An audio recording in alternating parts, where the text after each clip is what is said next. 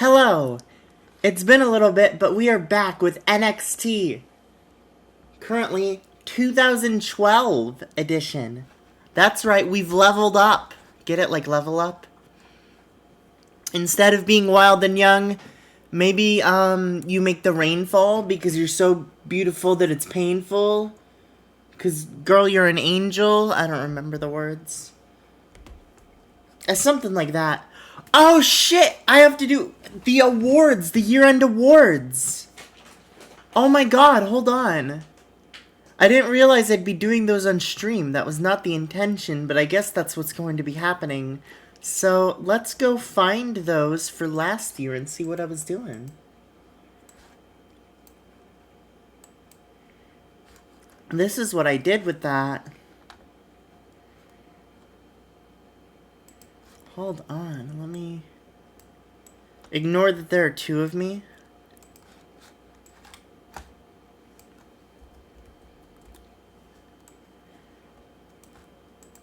It's because I made a new Google account at one point. There we go. So, actually, I want to find the same doc I did last time. So hold on.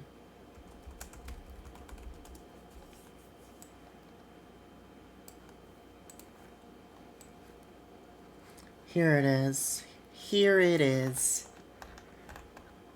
And then the winners are down here. Were these all the right winners? No, Chad Parham was Future Star. That's funny, the two people I was between in Future Star were, the two people who won the titles at the next Starcade. So you can tell that award meant something. It's doing something right. I don't know if these were all the right ones, but that's fine. Let's, redo this. Male Competitor of the Year. There are 6 nominees. Eddie Kingston is, of course, the first one that's going to be nominated.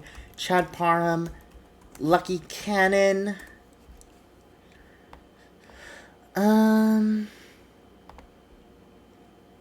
Let's go to titles, see who my champs were. It was just those 3 this year who were champ. No one else. Actually, wait, hold on.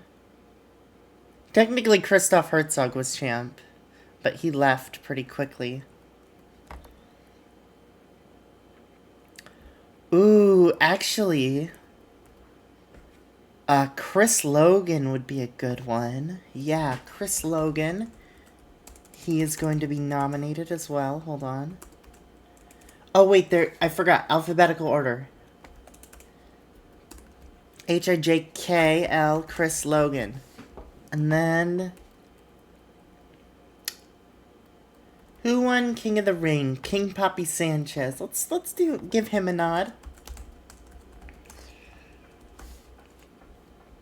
And I need to nominate one more person. It could be Leo Kruger. Let me just check who's going around though. Who's... Ooh, Richie Steamboat. Ooh. I want to give Richie Steamboat a nod as well. And then the winner of this will be Eddie Kingston. Hold on, where's my bold? There's my bold. Great. Now, Women of the Year. AJ Lee, she's still nominated. Maxine is still nominated. Queen Brooke is nominated.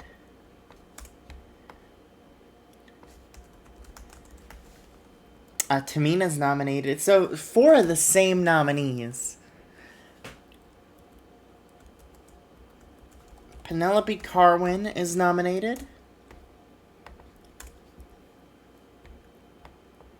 And one more.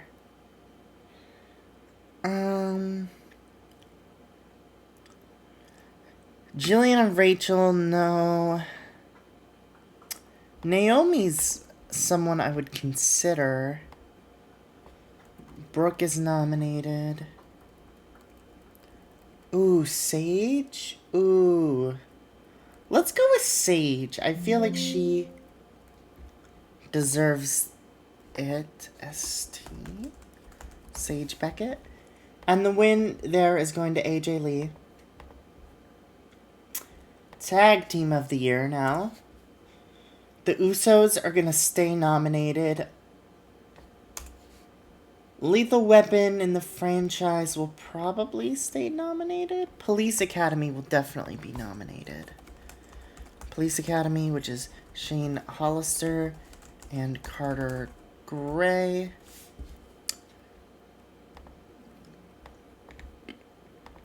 Who are the champs? Right, the Wyatts. Okay.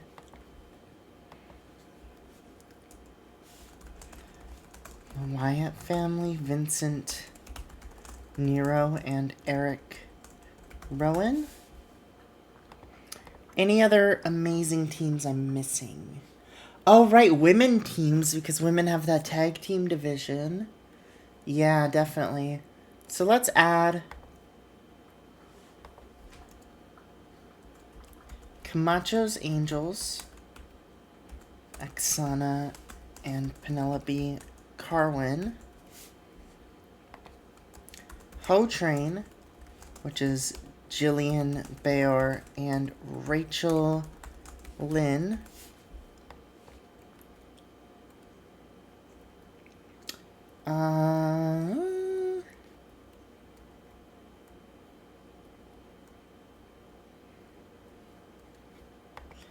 And then that would become 1, 2, 3, 4, 5, 6, 7 nominees.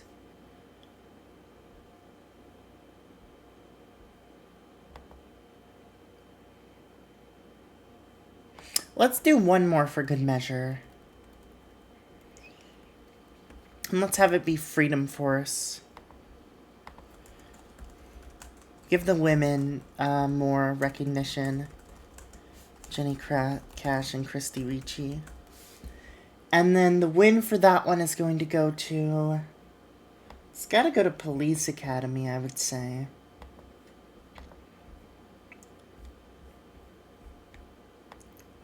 Let me bold these as well.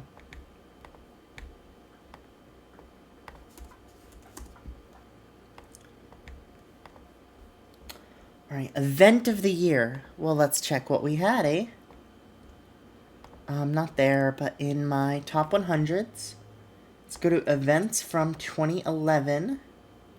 Wait, huh?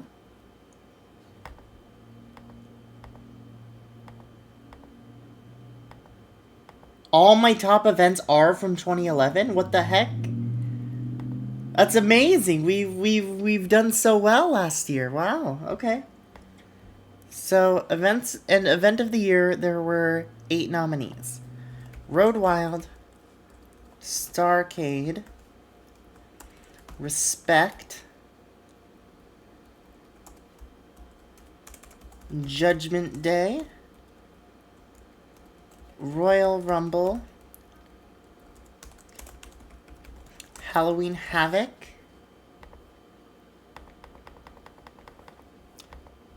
and let's just do these two. King of the Ring and Unforgiven. Which ones are we shafting a little? War Games. Ooh. New Year's Evil, No Way Out, Halftime Heat. Okay.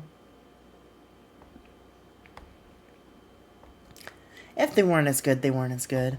They don't have to have a nod. And Event of the Year. Well, Road Wild and Starcade did the best. Respect also did really well. What did I do at Road Wild? Let's go to Show History. Starcade did very well. Chad Parham, Eddie Kingston, of course. Halloween Havoc did pretty well. Kingston Steamboat. This was Kingston Parham, which was a 61. Logan Steamboat, Bloodline, Believers.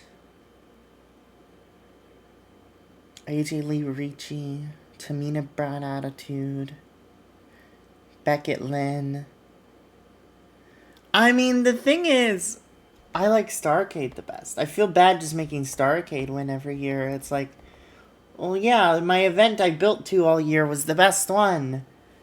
But yeah, I kind of think it is. This one's pretty good.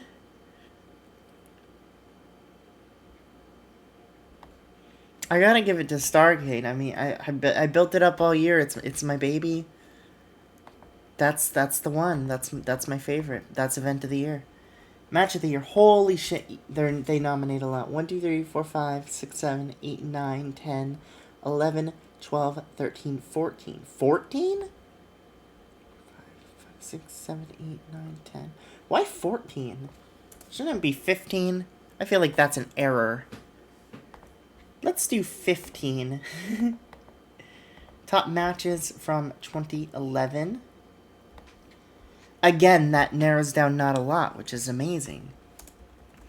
So, Eddie Kingston versus Lucky Cannon. NXT. Eddie Kingston. It's going to be a lot of Eddie Kingston matches, huh? Versus Chad Parham. Road Wild. Eddie... This tag match was so good, though. I don't want to snub it. Eddie Kingston and Jinder Mahal versus Chad Parham and Lucky Cannon. NXT. Eddie Kingston... No, wait. This one has Chad Parham first. Chad Parham versus Eddie Kingston. Oh, right, because the winner goes first. That makes sense. And Eddie Kingston usually wins, so that's why Eddie Kingston's always first. Jinder Mahal and Eddie Kingston versus Big E Langston and Chad Parham. Chad Parham versus Jinder Mahal versus Lucky Cannon. Richie Steamboat versus Lucky Kid. It's all the same fucking match. It was a good match. We ran him back a lot, okay?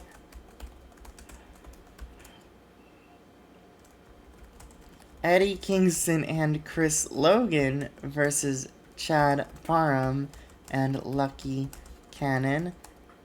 And then the same fucking match but with Leo Kruger? Like, really?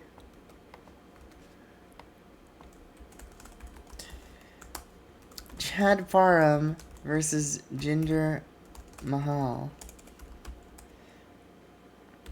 Lucky Cannon. And... Wait, what's the one before this? Is this War Games? No, this is just some match. The hell? That's just some match.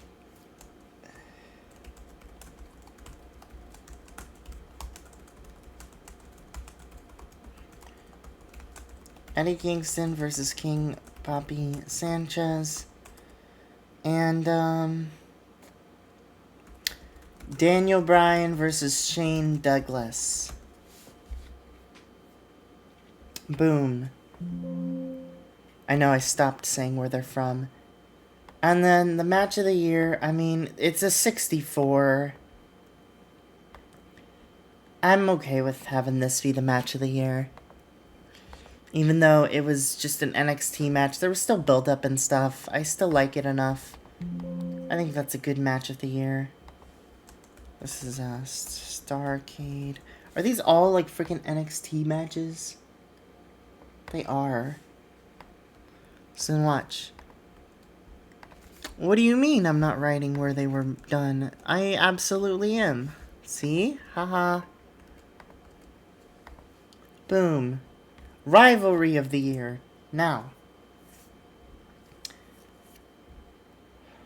I did 8 nominees. Okay. Camacho versus King Papi Sanchez. Let's check what we had at Starrcade, actually.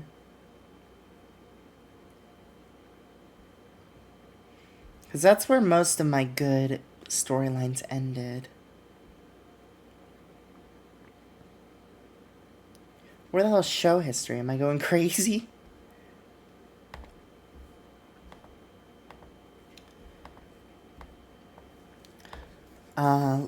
Lethal Weapon versus Police Academy.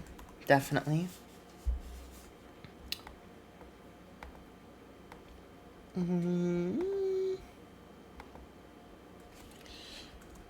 Chad Parham versus Eddie Kingston versus Lucky Cannon.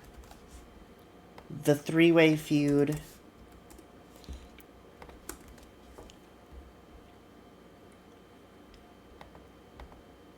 And then I'm gonna continue Leo. Yeah, wait, HKL.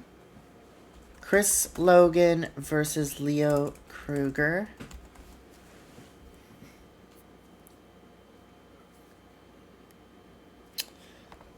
AJ Lee versus Queen Brooke.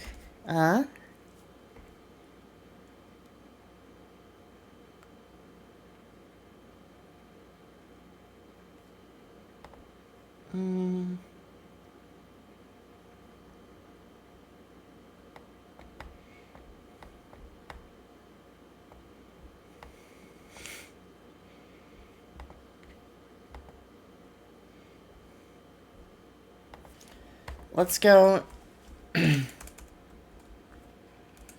American Alpha, which is now the name of Jordan and Mercer, versus British Lions.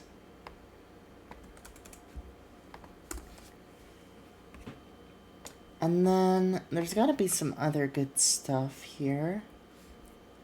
What did I do earlier in the year that I've kind of forgotten about by now?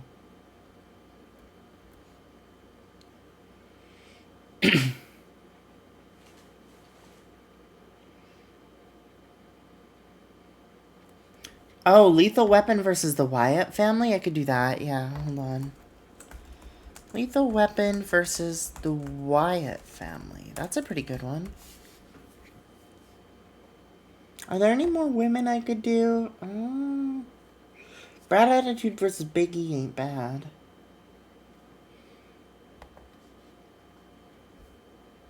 The thing is, for the women, I mostly just did this. Let's do... Fuck it. Let's put AJ Lee versus Maxine here again. Because they did feud again. A little bit. And the win is going to go to Chris Logan, Leo Kruger. As good as this Chad Parham feud was and this Brooke feud was, Logan Kruger is winning. Breakout Star of the Year. I nominated hella people for this. 6, 7, 8, 9, 10.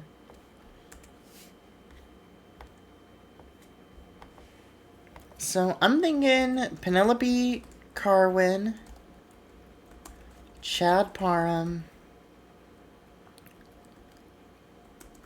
Queen Brooke,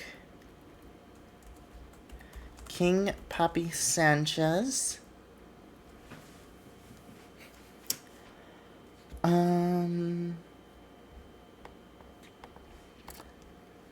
Shane Hollister, Carter Gray,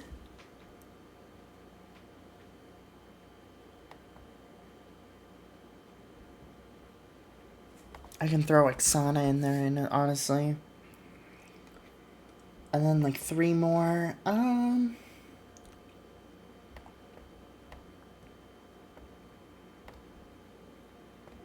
For Breakout Star, I don't know, Sage Beckett.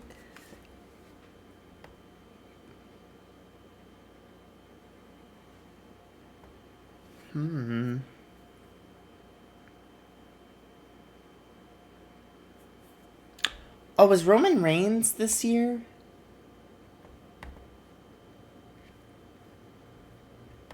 Okay, definitely Roman Reigns.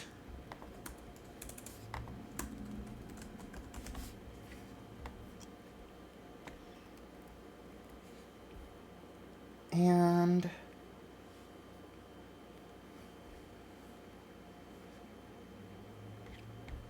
was Brad Attitude this year?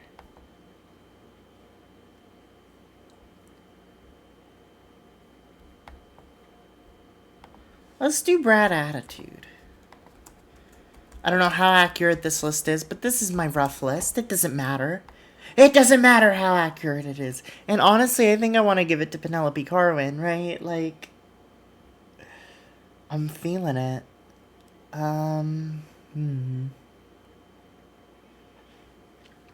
Roman Reigns is a good option too. He's a good merch seller and everything, but I'm gonna go with Carwin. Carwin's my breakout star of the year. Future star was 10 as well. You know, a lot of these people ended up getting their due, which is cool. The only one who really didn't was Jenny Cash, I would say.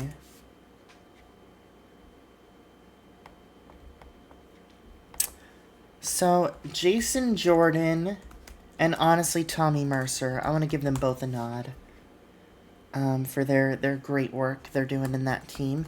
Cameron Lynn, she has a good future ahead of her. Let's go for... Oh, Renee Dudley, obviously.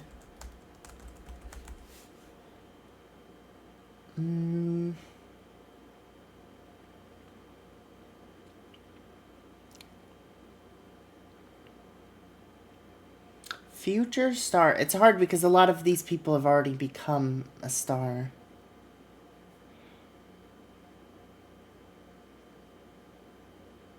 You know, like I've booked them all to be pretty strong. Let's add Christy, Ricci, and Jenny Cash to this. A lot of women.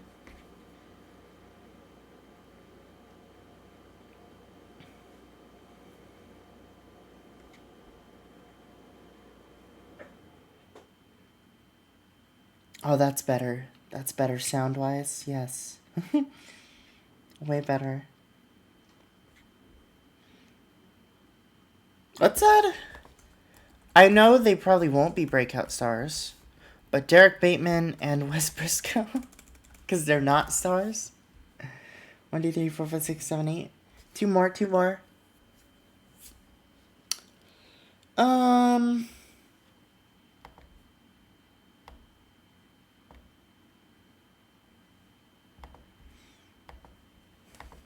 Let's add Brad Attitude.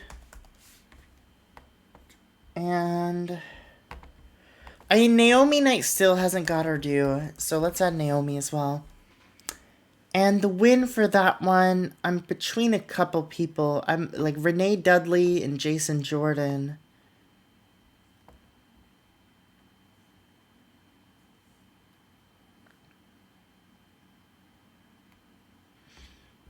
Who are my champs right now? Chad Parham. The franchise. Okay.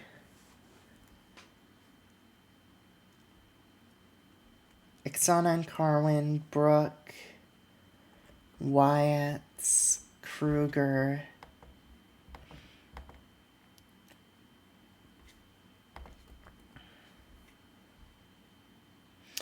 Ooh, I just had a good idea.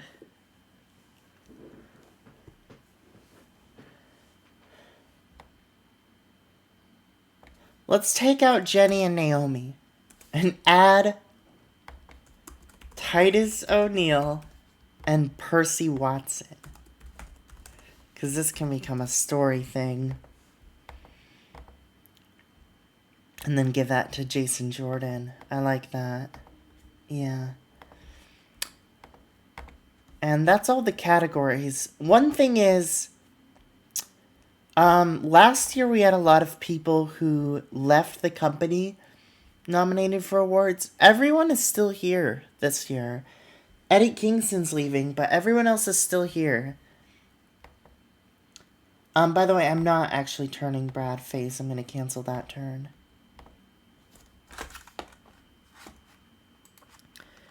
Everyone else is still here. And...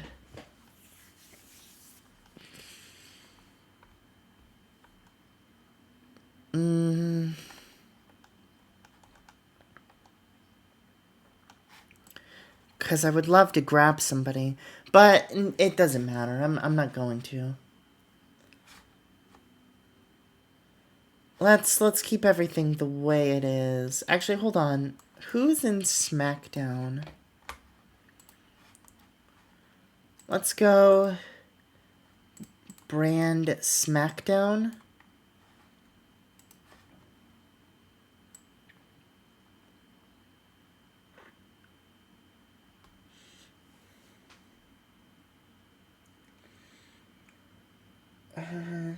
Any of my people? There's some, but none I really see that interesting.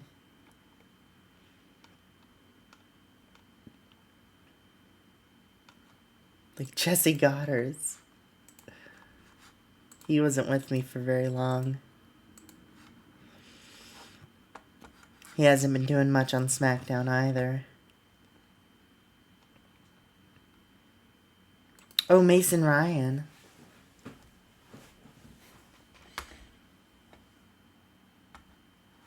And Serena. Ice Cold Momentum? No! What is they doing with her? No!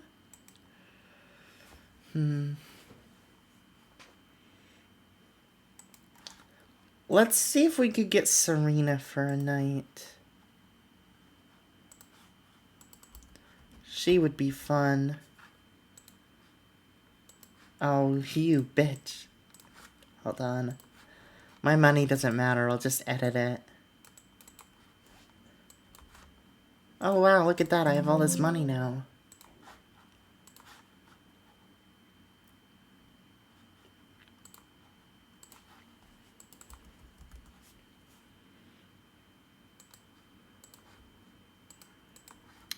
Alright, so we have Deeb for one night. Let's go to the show. Fairly long intro to the show because we were doing awards, but, you know, it happens. Roman Reigns created a barbecue. Thank you, Roman Reigns. Thank you, thank you.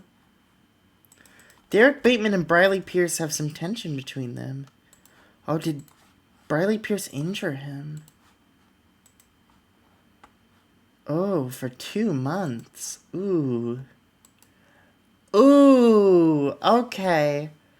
That's interesting. Let's add an angle where... So, Derek Bateman is out. I want Bo Dallas to be... Or Wes Briscoe to be cutting a promo about how Bateman's out, and he's gonna have to become his own man now. And he's gonna scream at Bo and Briley for injuring him, and he's gonna be like, what is wrong with you people? You know, how could you do that? That guy's my friend. He was your friend too once upon a time. And now you've injured him. And they come out and they're like, so? Who cares, you know? Maybe he just didn't believe hard enough. And he's like, what are you talking about? That doesn't mean anything. You know, that happens. We need to do the awards a little bit. I kind of want to do Future Star last.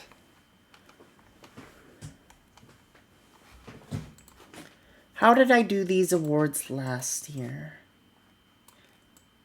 Oh, wait, this is Level Up. Hold on. This is Level Up. But let me just copy this a bit. So I can open it here. This is Level Up. Now, it changes everything.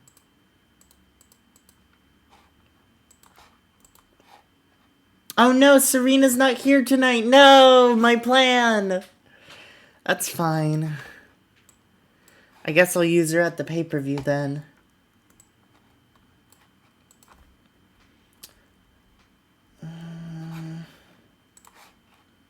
Wait, Doug Basham? Oh, he's retired. Oh. I was like, oh, cool, I could get the Bashams. No, he's retired. Let's just make this, active wrestlers. That's better. Thomas P. Stock. Who are you? You look like Baron Corbin. Baron Corbin. Right, okay. Fair enough.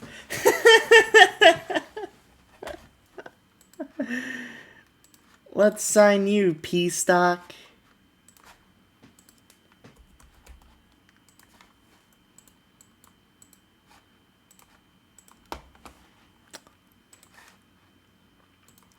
And let's have you lose to Wes Briscoe. Kind of put him over as a singles guy for a match. And I want to keep it open because Baron Corbin's like a big guy. He could make Briscoe look strong if he gives him a fight. It's his first match.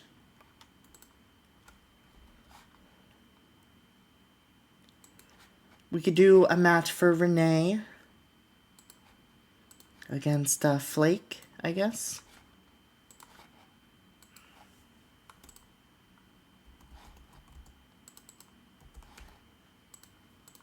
Have I done this? No? Perfect, perfect. And that's a domination win. No offense for her. It's like a 5-minute domination win. Give them promos, Briscoe.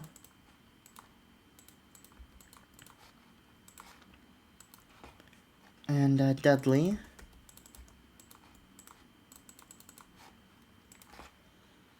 And then one more match.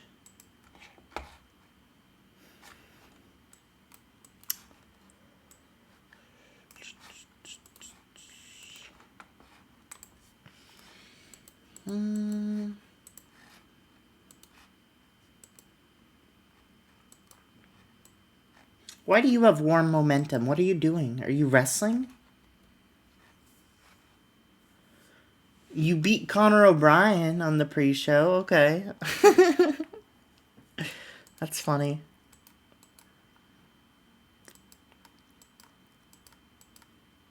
Jason Jordan has chilled momentum right now. Ooh, Sage Beckett? She's got good momentum. Let's give Jordan a match. Let's do a tag match for him.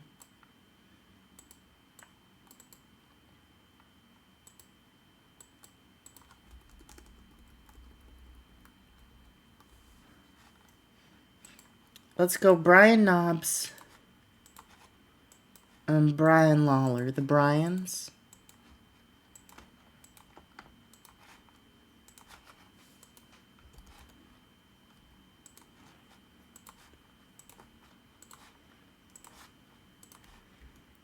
And then we do Alpha Academy, aka American Alpha, against Brian Knobbs and Grandmaster Sexay. And that's won by Jason Jordan, who pins Brian Knobbs.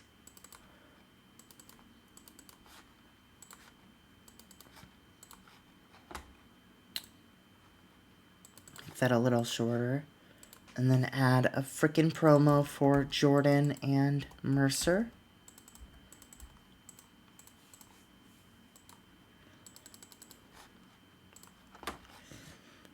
And I want that to be the main. We can put Flake here. And Corbin in the opener. There we go. Briscoe promo, Corbin match, Renee promo, Flake match, Alpha promo, Alpha match. Oh my god, Mercer's so good.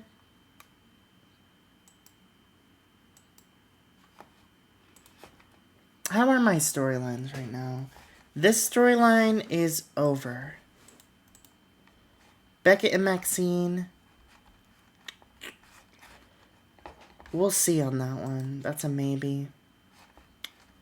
The 5-count challenge story is officially over. Bo Levers versus Bo Levers is still going. Brad and Tamina's still going. Camacho leaves the Rosebuds. That's over. Cleaning up NXT. We'll see on that one. Jordan Mercer is definitely still going. Chris Logan NA champ is over. Renee Dudley's going. Returning Legends is over. Mad King's reign. I will keep it going a little bit longer. And New Wyatt still going. Okay. Those are solid. Now let's add that Briscoe Bateman Bo Briley angle. Sort of ignite this feud yet again. Add some heat to it. Alright, this is what was going on here. Right, I had the pimps host the award ceremony. That was fun. Do I have anyone good to host the award ceremony this year like that?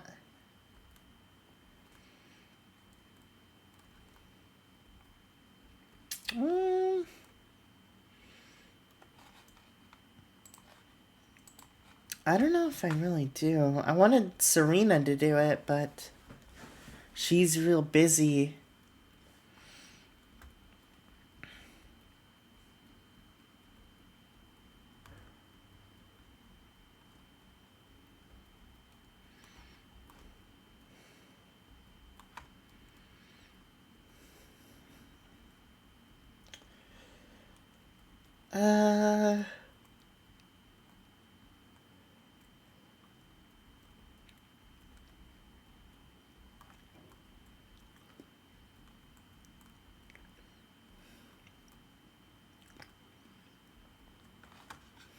I could just have it be Naomi and Cameron.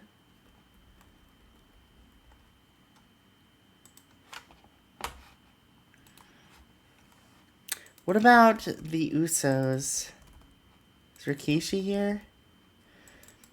The Usos, Rikishi. Yeah, this is who's going to be hosting the awards this year.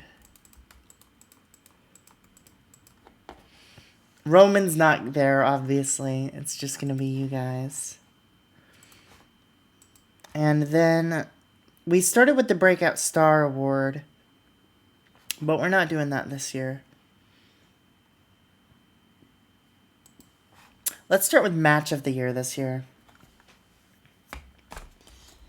Rikishi gives Match of the Year award to Cannon and Kingston. And actually, let's see how this works out, because... Okay. So Rikishi's presenting this award, and Lucky Cannon comes out to accept it. Eddie Kingston does not come out, and he gives a little speech.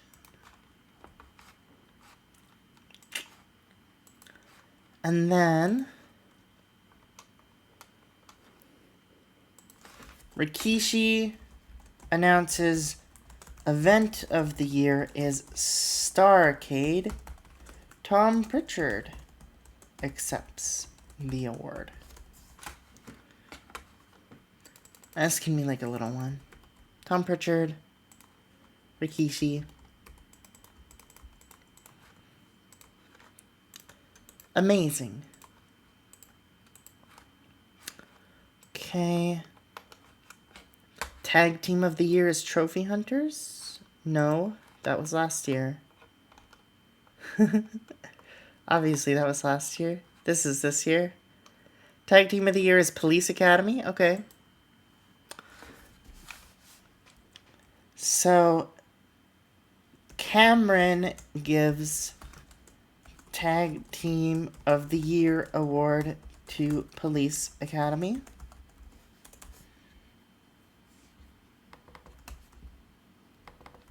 That is Shane Hollister and Carter Gray.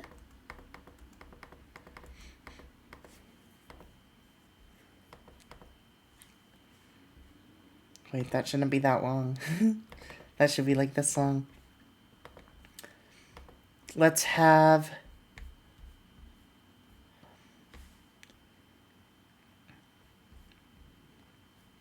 How many awards are there? 1, 2, 3, 4, 5, 6, 7, 8. And there are 5 people presenting, so... Okay. Let's have Jimmy Uso give out the...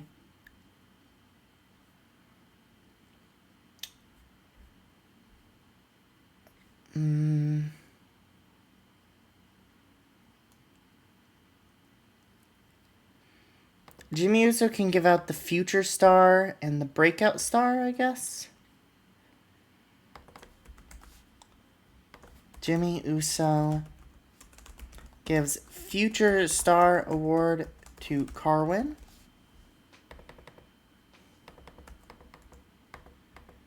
Or wait, not Future Star, Breakout Star. Breakout.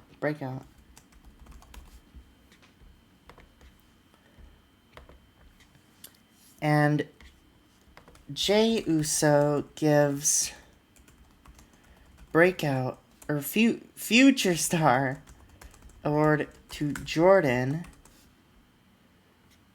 But then, Franchise attack him and cut a promo. So what happens here is Jey Uso is giving the award to Jason Jordan. Jason Jordan makes a speech. He's so happy about that. Tommy Mercer is there too, you know, sort of with him. And then Titus O'Neil, Percy Watson, and Shane Douglas run in, and they attack them. And they grab the mic, Shane Douglas mostly, and he's like, "What the hell? We didn't win any awards? Why were we even nominated for Future Star? Why aren't we Breakout Star or even Male Competitor of the Year? Why didn't we win Tag Team of the Year? We are not Future Stars. We are current stars. We are the champs. What do you mean Future Stars?"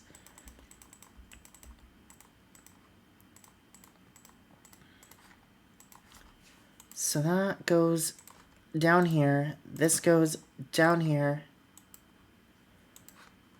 This goes here. Let's give...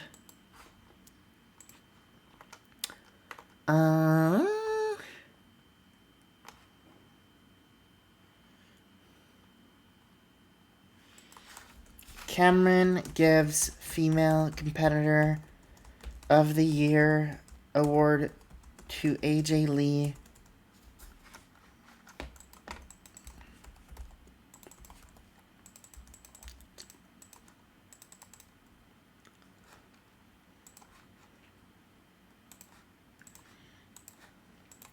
What are the other awards? There's just it's just Rivalry of the Year.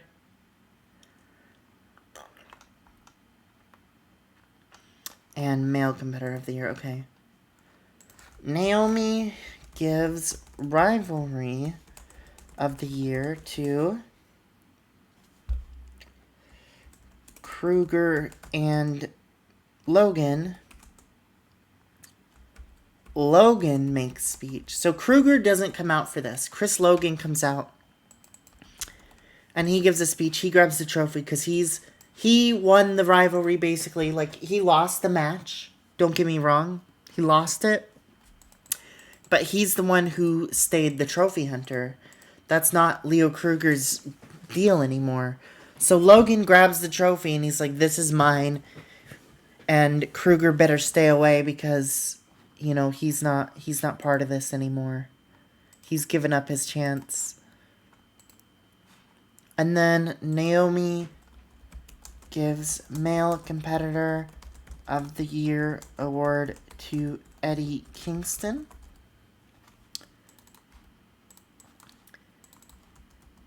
And when she does, Kingston, in his speech, all he says is, "I'm invoking my rematch clause tonight."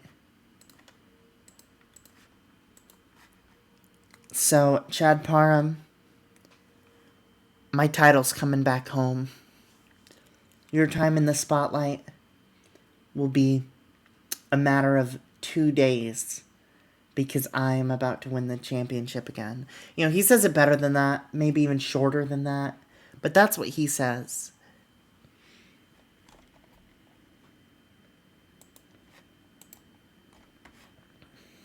So we're going to add a match, and it's going to be Eddie Kingston versus Chad Parham. And the winner of this will be Chad Parham. It will be an open match, but Chad Parham's winning.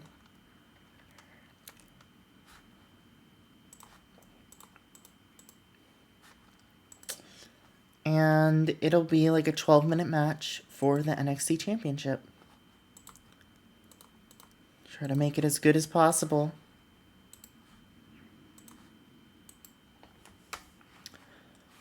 Then let's add...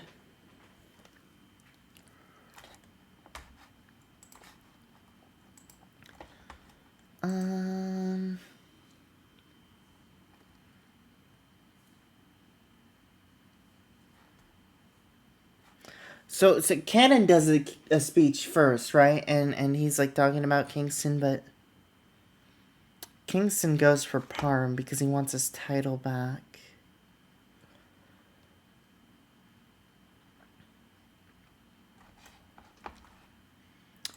I gave Women of the Year to AJ.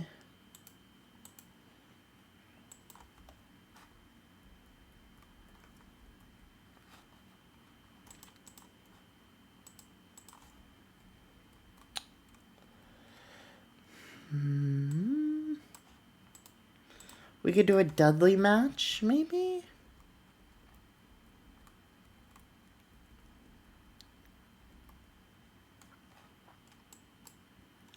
With, like, Jillian?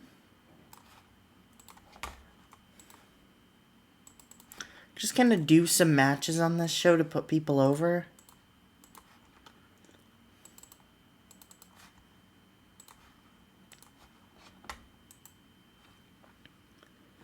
This can go, like, right here.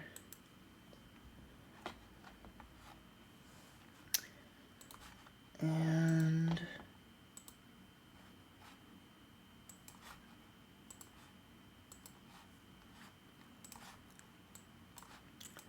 any nice, like, tag team matches?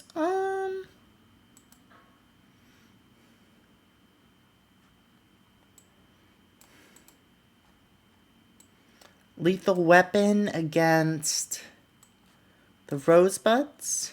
That sounds good. And Leo Kruger wins that. Again, just putting some matches on the show for the sake of matches.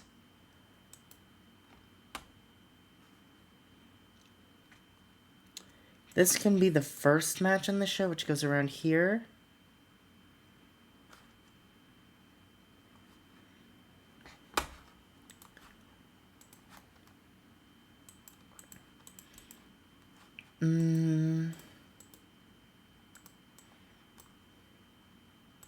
Ginger could get a match. I feel like I haven't done enough with him. Let's give Ginger a match with Rikishi. That sounds fun. You know, Rikishi can get a match on this show.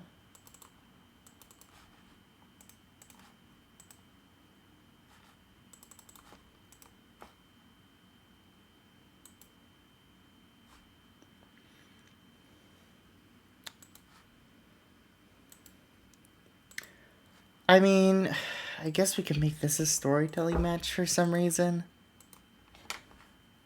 And then we need 2 more minutes. So let's add...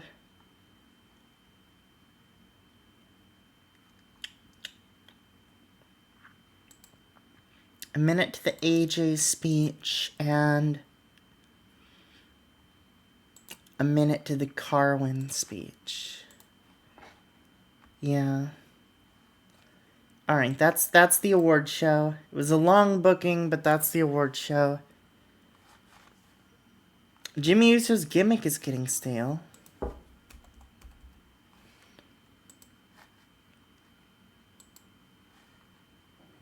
Let's just tweak it. I'm fine with it, keeping it. Rikishi gives Match of the Year award to Kingston and Cannon. Starcade gets that award. Rosebuds defeat Lethal Weapon.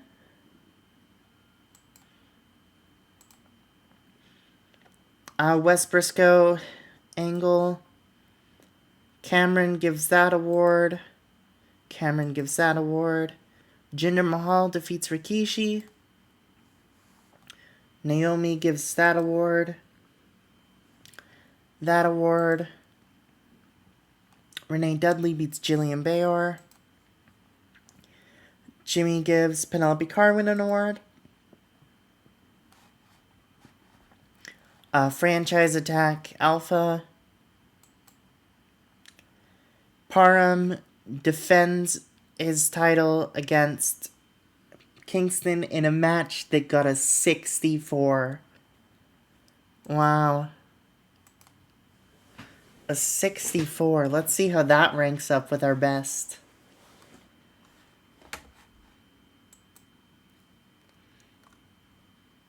That feels pretty freaking good, 64. New goals. Gain popularity. It's the same goal. I think gaining popularity will be easy. I'm not concerned about that one. Yet, at least.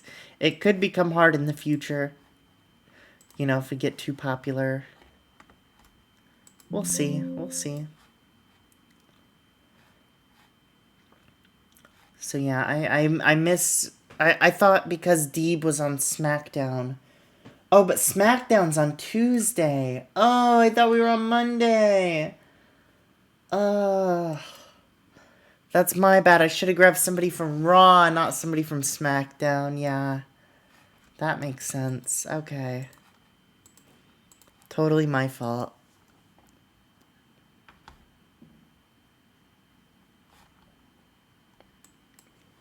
Fair enough.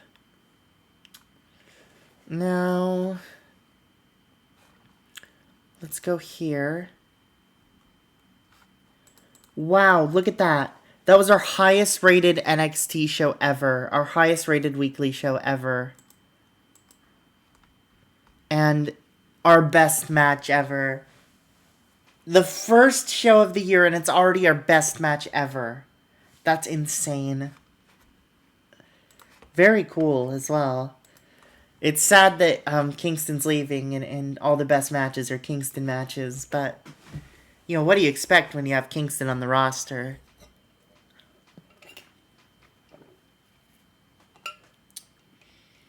I'm personally impressed I kept him for so long. Let me make some coffee real quick.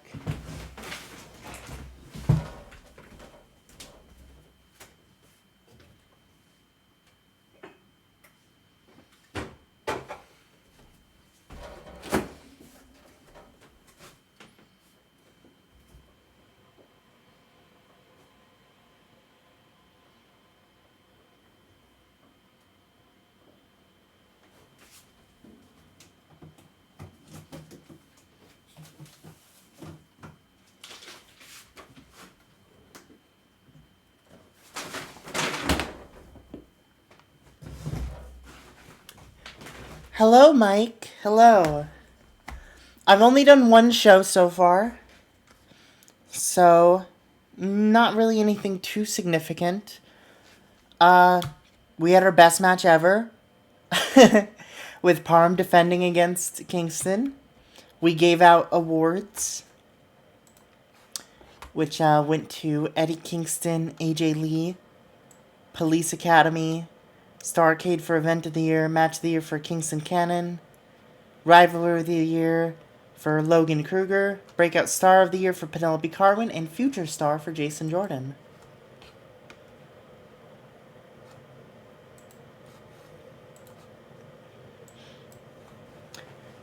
And that was really it, I think, yeah.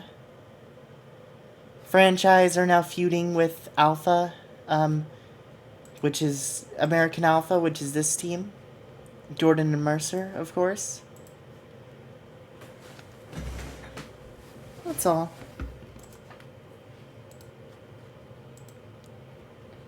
I love Bundy doing Wrestler's Court. That's so cool. Teaching everyone to use psychology. All these old guys I signed, like Bundy and Nash, etc., we can just, like, assume they're training these people. You know, I mean, obviously Pritchard and Skinner are training them, but guys like, even like Rikishi, I would say Rikishi's, you know, working as a trainer. Bundy's working as a trainer. Mantell, Rhodes, you know, all of them. Sid.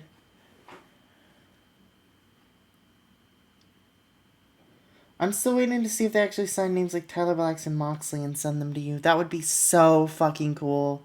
I would love that. I don't feel like they will at this point. They did sign Roman, but I'm not holding out hope for them. As cool as it would be, I would love to book them. They'd be so fun.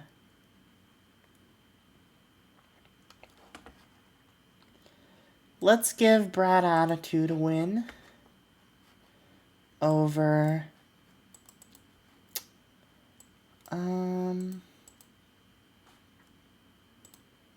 yeah, he still won't sign with me. Over Shane Chase. Let's sign Thunder Kitty a little bit. Roman was never on the indie scene. He started in the PC. But yeah, that's true. That's true. It's just I kind of didn't expect them to sign him because I don't know, because their other signings have mostly been not people who are in WWE.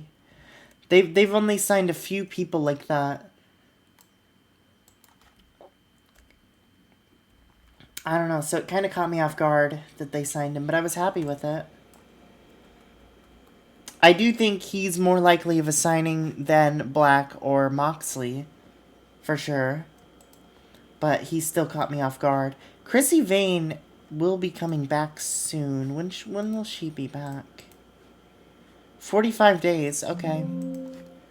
That'll be fun.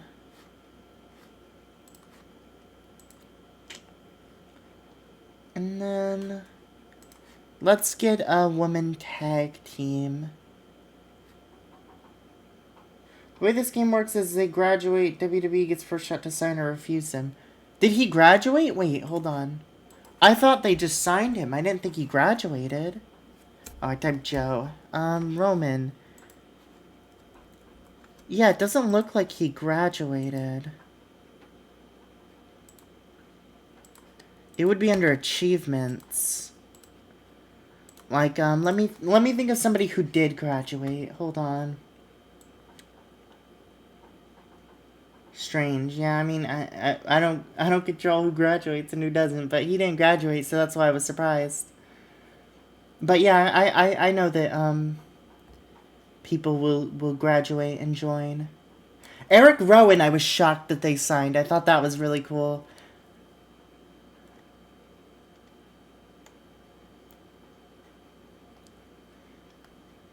Oh wait, was Dudley a graduate? I think she was.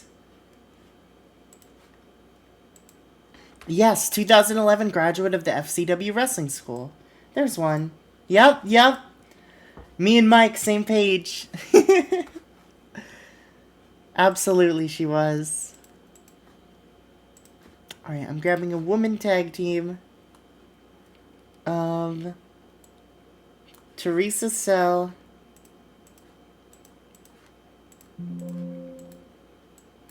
Who are you? New person. And Laura Marquardt? Nope, I don't know. I give up on that one immediately. Alright, well, let's have Freedom Force go against Marquardt and Teresa Sell.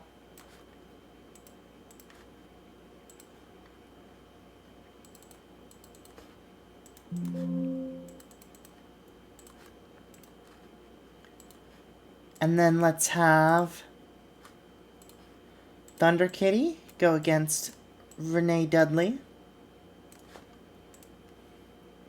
Well, guess my little test won't work. I was going to refuse to sign Roman and see how his career went. Yeah, I mean, the way that'll work is just you don't sign him and see how his career goes. It still works. It's just not involving the graduation part.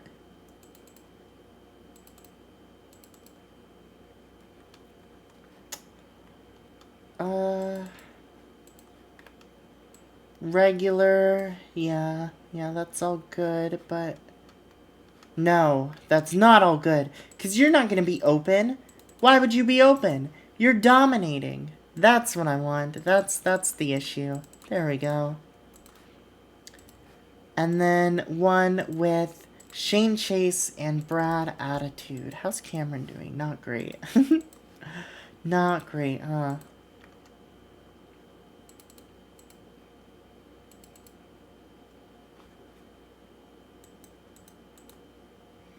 Dudley's still in the 20s with her performance. We'll see. We'll see how she's doing.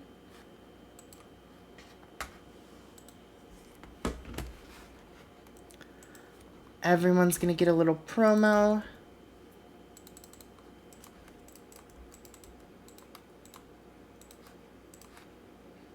I don't know why I was setting that up if there were two people. Hold on. You get two people. You get to sing a song. Everyone loves it. Your faces. Everyone loves your songs. And Brad Attitude, I'll give you a little 2-minute promo.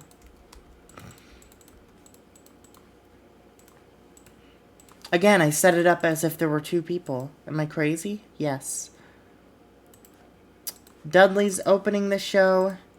Attitude is going second, and then Freedom Force. Dudley got a 36. She's doing so well.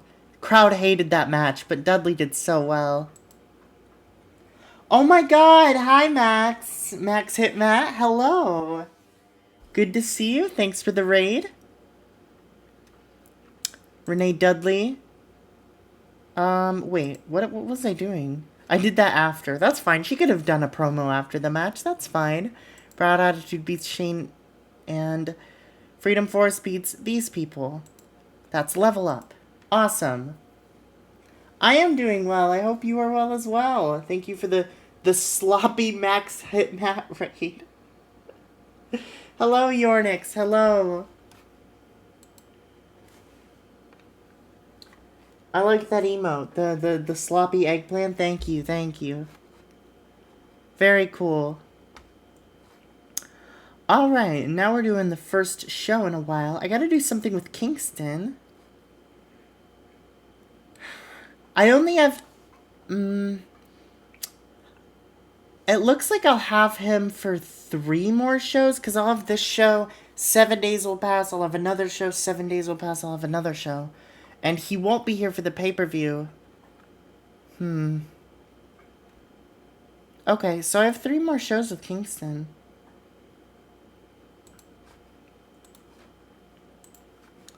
So that's interesting. I don't really know what to do with him, because I've booked him so strong.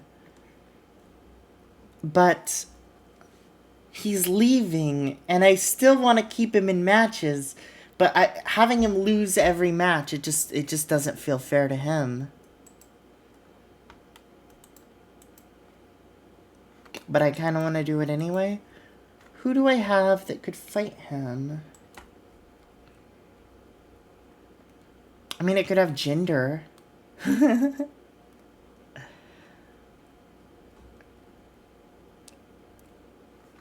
A Big E. Okay.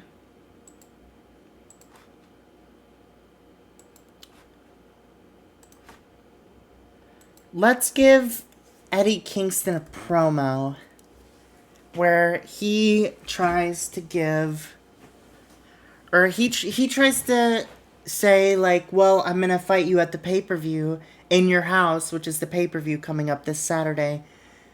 And Parham comes out. He's like, what are you talking about? Fighting me at the pay-per-view. Weren't you the one who always said, no, you gotta earn it? I've beaten you twice. You're the one who hasn't earned it now. And he's like, come on, I'm Eddie fucking Kingston. I've ran this company for the last year. I won Male Competitor of the Year. And he's like, yeah, but you still can't beat me. You know, basically throwing his words back into his face from what he was doing earlier in the year to Chad. Because Chad was always treated like second to Lucky and never treated like he was good enough. He had to win the Rumble to get that shot and win the title. Thank you for the follow, Yornix. I appreciate it. Thank you. Why isn't the book segment button working? Oh, he wants to work without a script? That's true. That's for true.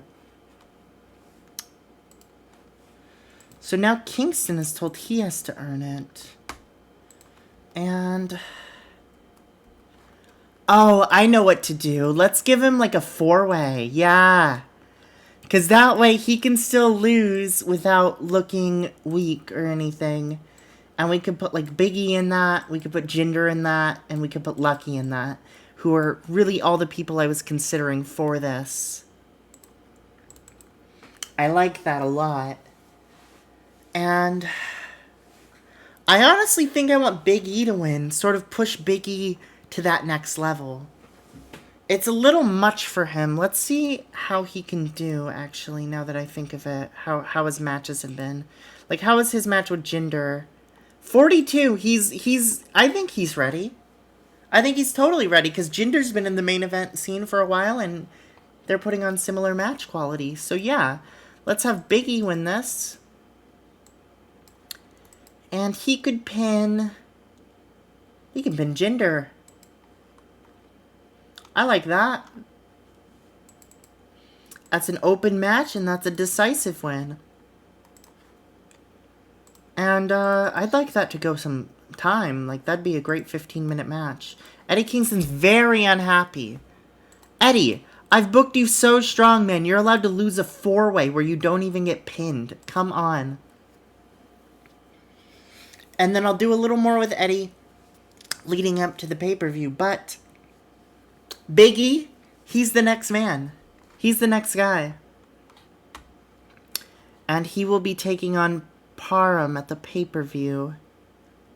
Which actually, now that I think of it, the face-heel combination doesn't work. But I could turn Big E.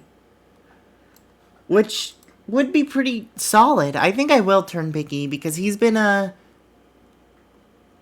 face for this whole game. I think he'd make a good heel. Yeah, let's turn Big E heel. Which means we're also turning Bundy heel.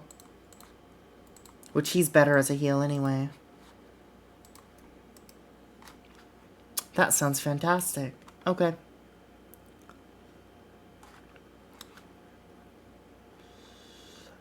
We've also started a feud at this last NXT show between American Alpha and the franchise. Right, okay. So let's do Jason Jordan, because he was the one the feud was centered around. And he can be against Shane Douglas. And Jason Jordan's winning that match. But Percy Watson, Titus O'Neil, and Tommy Mercer will all be at ringside. And they may try and cheat to help Jordan, but Jordan's winning that. That can be a bit of a storytelling match as well. An open match. However, a decisive win. Very decisive. 5-minute match. Because it's a Shane Douglas match and he cannot go more than 5 minutes. He cannot go more than 6 minutes, that is. But 5 just feels better to me. Throw this promo at the beginning of the show. And that can just be a quick match. It's hard to really tell what I'm doing here because this... everything's new now.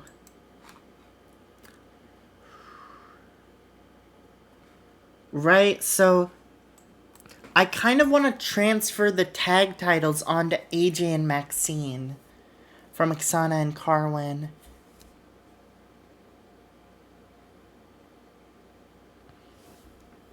Should I do another month of Brooke versus AJ? I think I should. I think I should keep Brooke AJ going on for another month.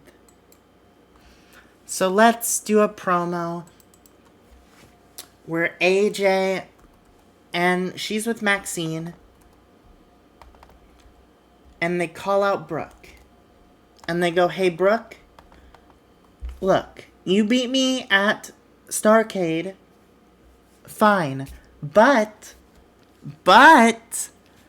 I still have a rematch clause. And I'm cashing it in your house. I want you to face me again in your house. And Brooke is like, are you freaking serious? I'm so over you. I spent a year trying to get that title off of you, and you made my life a living hell. The only way, look, I know you're entitled to your rematch clause, but the only way I'm willing to do it is if there's any sort of freaking cheating, or if Maxine interferes, you lose. You automatically lose. They go back and check the tape, you lose. And AJ's like, that seems a little rash. And then Tom Pritchard comes out. He's like, no, that sounds perfectly good with me. Brooke, you'll get that match. I agree. You've been through too much from AJ over the past year. Look, AJ, you should be happy that she's willing to face you at all, given the hell you face. If the ref finds anything even slightly sketchy, you will lose that match by disqualification. Even if a month passes and we see that there was something sketchy going on, you lose that match, you do not get another title opportunity. And AJ's upset, but she has to take it. It's her only shot at getting the title back.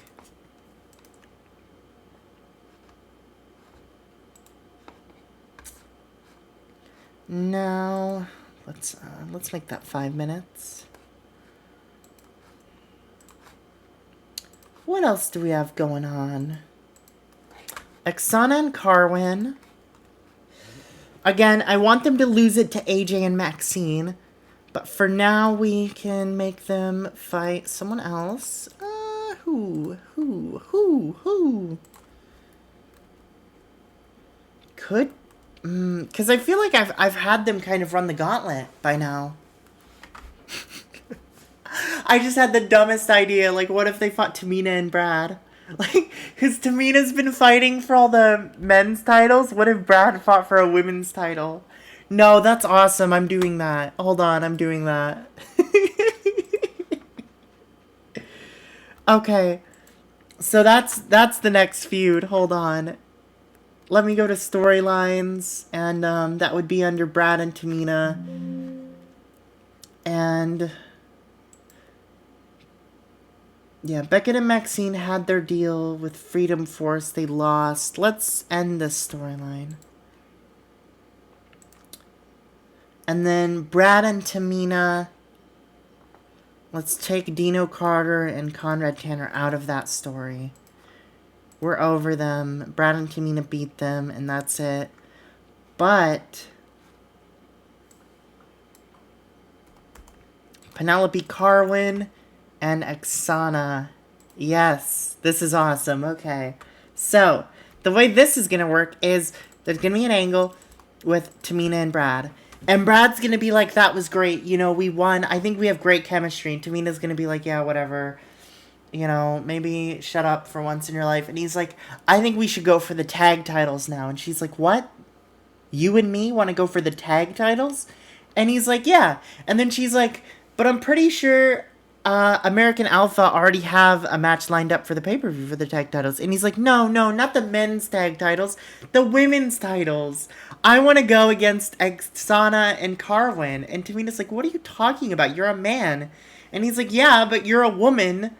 And you are competing in all these men's matches. You beat men. You're amazing. And she's like, oh, well, thank you.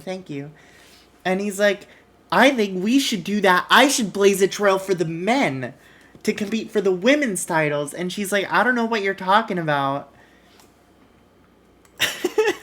And he's like, don't worry, I'm going to get this match set up. Don't worry, I'll talk with management. I'll get this match set up. And she's like, whatever you say. So later on the show, Brad comes back to Tamina. And he's like, I got the match. We're at the pay-per-view. We're fighting Oksana and Carwin for the women's tag titles. And she's like, how the hell did you do that? How did Tom Pritchard say yes to that? And he's like, Pritchard? I didn't talk to Pritchard. I talked to Skinner. Skinner gave me this match. And she's like, he still has authority? And he's like, yeah, of course he does. He's the owner of the freaking company, Skinner.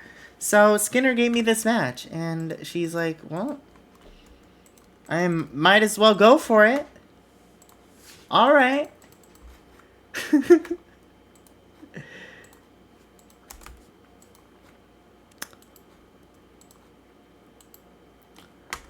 Okay, and now...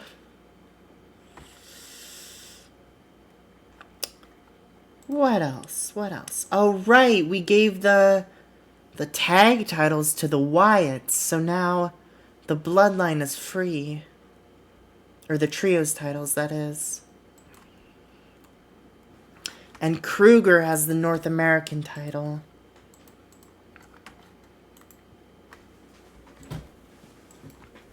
Who would be good to go against Kruger? There's always Camacho, which I would not hate. Steamboat's down here. Damn. Poor guy.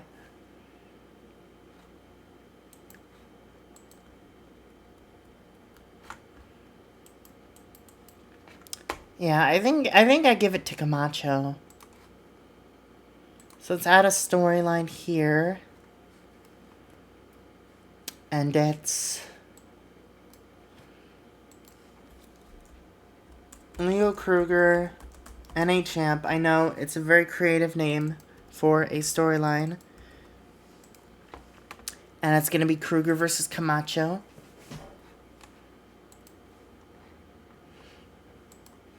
And let's do a match with...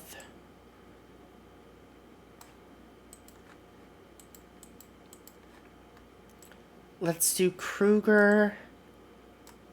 He has cold momentum. Holy shit. Poor guy. I'll fix that. Don't worry, man. I'll fix that.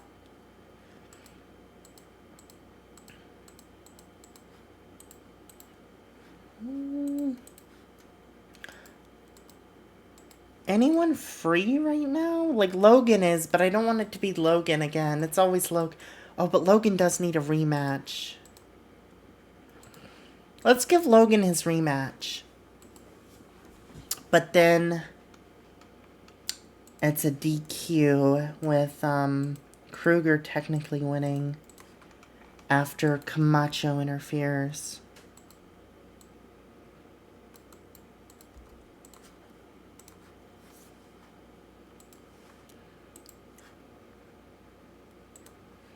And put that up here, put this lower. Kingston, actually, you should open the show, but put this up here. That's good.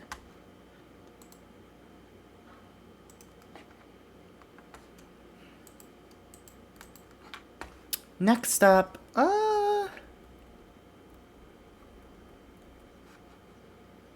I would like to do something with the Wyatts, but I don't really just want to put them against the Usos again. I don't want it to be the British Lions. I don't really want it to be Lethal Weapon. I don't really have anyone else for them. Maybe it could be the Lions. I don't know, but they just lost.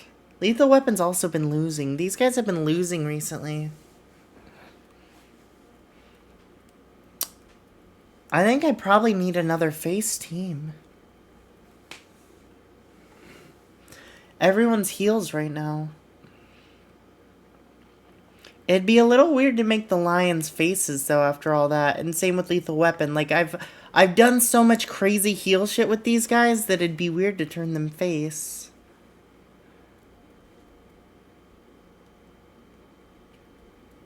And the Wyatts don't make sense as faces either. I've sort of booked myself into a corner here.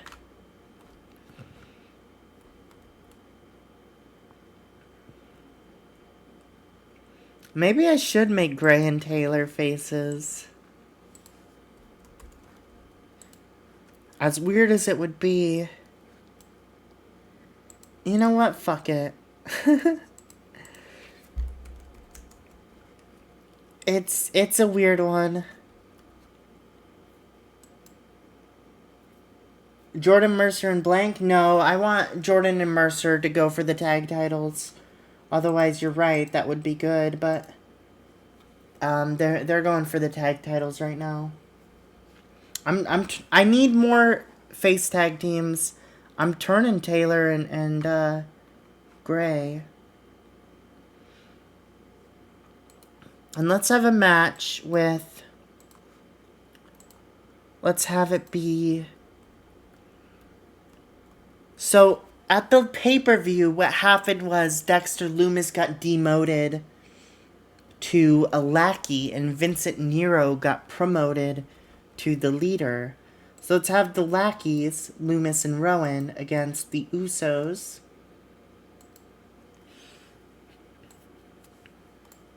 And then Rowan wins by pinning, whoever, Jimmy. At ringside will be Roman and also Vincent. This is going to be a storytelling match. It's going to be like a 10-minute match as well. And I want an angle where...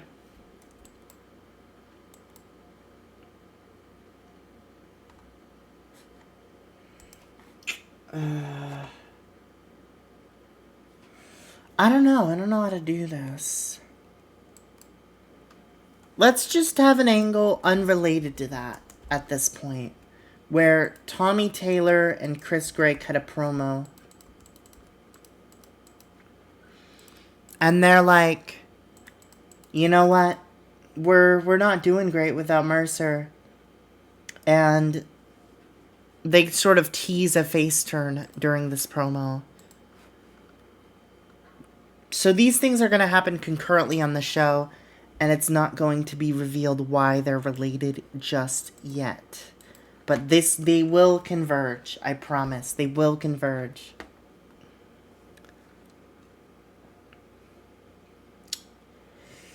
Now... Wait, are Police Academy doing anything? Hold on.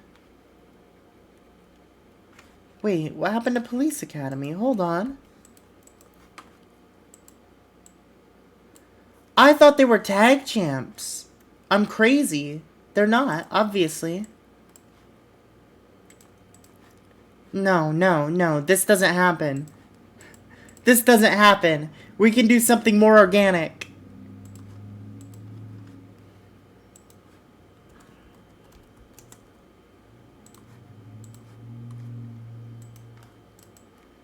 Police Academy are free. Yes. Okay. So, instead of winning decisively, you're winning by interference from your partner, from Vincent Nero. And we're going to add an angle where Sid, Shane Hollister, and Carter Gray call you out.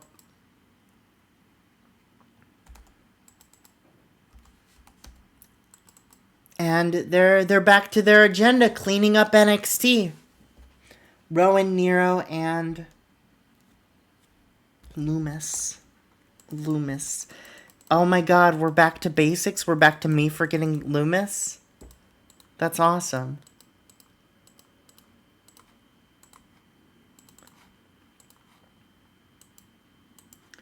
This makes way more sense, so I'm happy I've figured it out. Okay,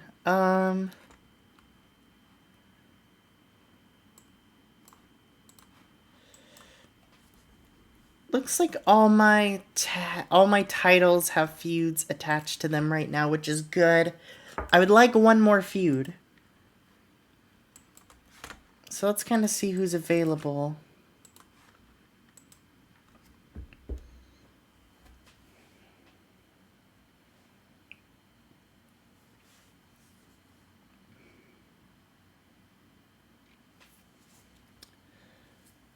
Okay, I know what I'm doing. I wish I didn't end that Maxine story. Because I want to do Jillian and Rachel versus Maxine and Sage. So, what was that match I did with Jillian at that last show? Jillian versus Renee. Right, fair enough. Let's do Rachel versus...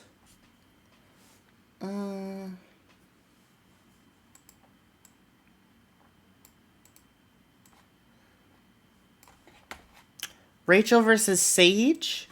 And Sage wins decisively.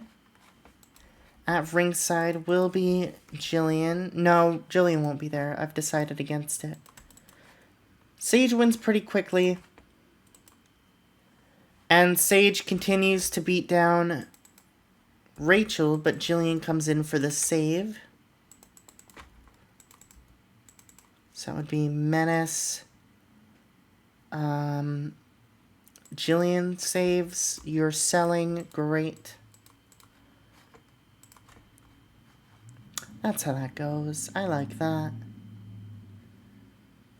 Now that can go up here.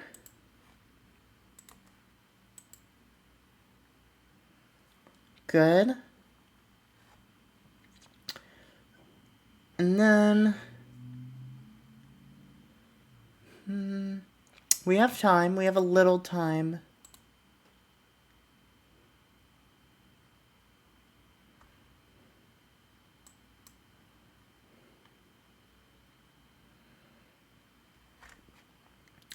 Let's just have a Gray and Taylor promo.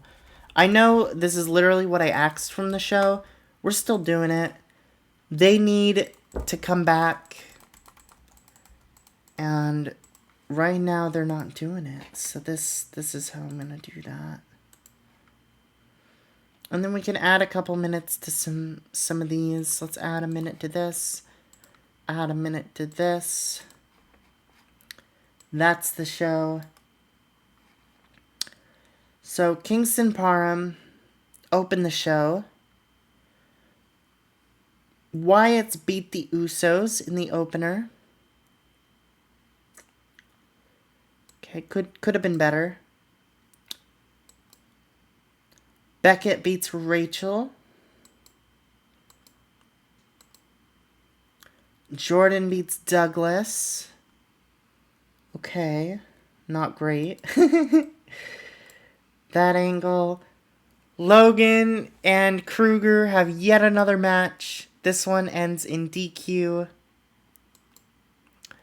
Brad Tamina, Gray and Taylor. The main event, you know, pretty good. It will suck to lose Kingston because he's far and away my best wrestler. He carried that match. I appreciate it. There he is, my boy. Ron Killings. Fuck yeah. Let's go. 3 Live Crew. So true.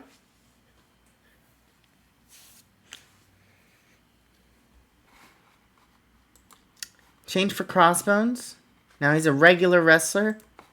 Finally. We've all been clamoring for it. The regular wrestler approach. Show went down very well. Thank you. Thank you.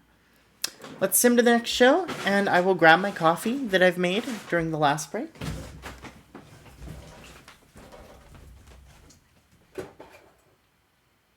Oh, I didn't make it at all.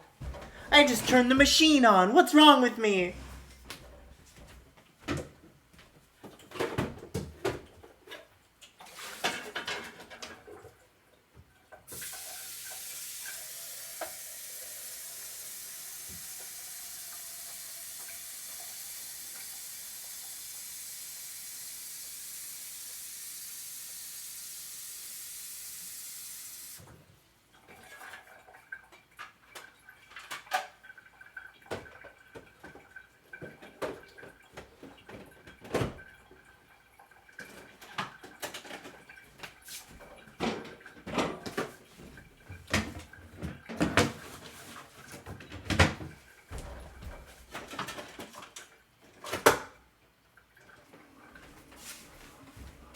I've started making it, I promise. Don't worry. I know you're all very concerned about if I'm going to get my coffee or not, but I will.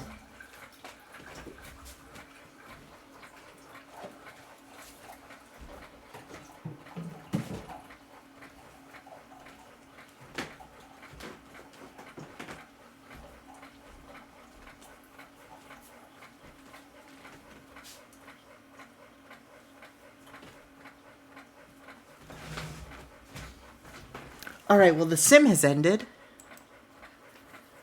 Ooh, this is, Titus O'Neil and Big E Langston are now friends. That's cool. Bobby Lashley, beautiful Bobby Lashley, to feud with Rob Van Dam. You know, Bobby Lashley is like, you need to treat your body better. You shouldn't be putting all that weed in it. And Rob Van Dam is like, what are you talking about, man? Weed is really helpful for you, man. And Bobby Lashley is like, no, man. You gotta be beautiful like me. It's a great feud. It's a feud for the ages. There's Sweet Poppy Sanchez.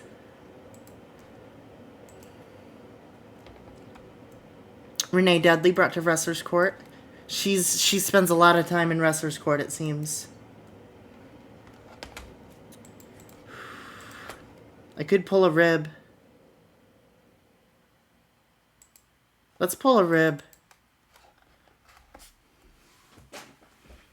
A minor rib? How? Ooh, practical joke? Ooh. 75% chance of upsetting the target. What the heck? Let's pull a minor rib. On,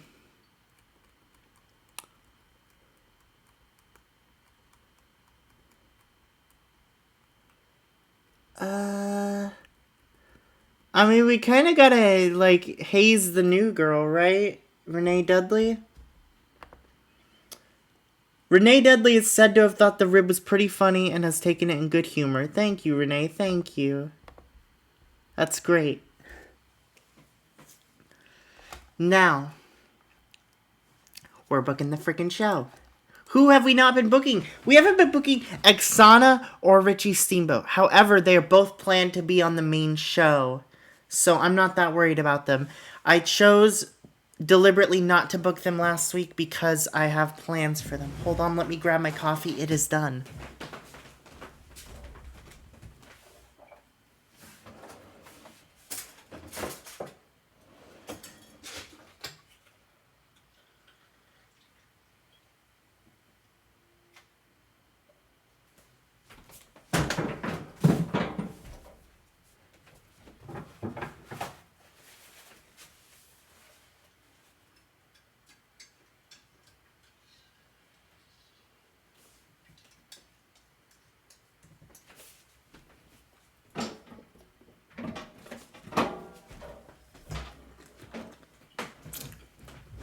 That's very nice. I love a good morning coffee and NXT stream.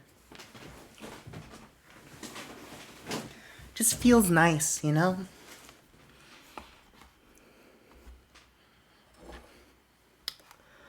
Alright, so Briley. I didn't use Briley last week. Ah, that was a missed opportunity. Okay, that's fine. I can give Cameron and Naomi a match. I don't plan on using them much. So I'm happy to give them a match. Let's have it be... Who's the friggin' new girl? Laura.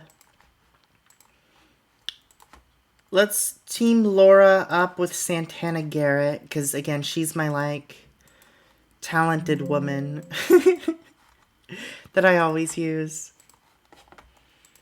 And then have Naomi and Cameron against Laura and Santana. And Cameron wins this by pinning Laura. Fantastic.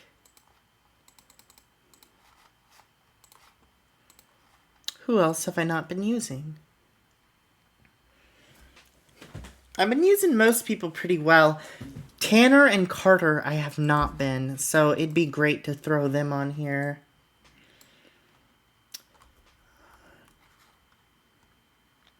Mike Knox leaves WWE.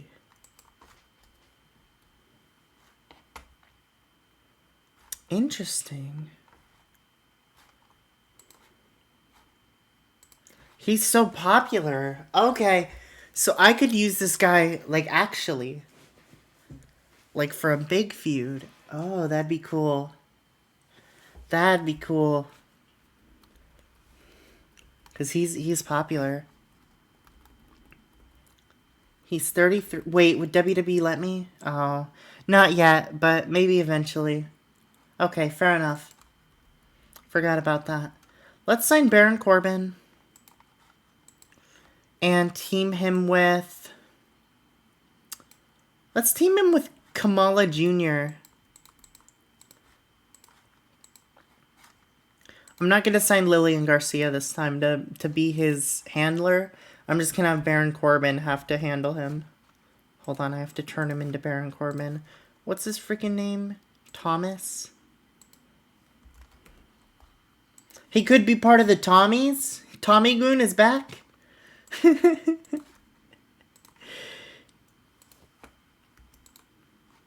Alright, Baron Corbin and... Oh, I have to change Kamala Jr.'s name too. That's right. They both have names. Douglas Matravers. Of course, we know him as Kamala Jr.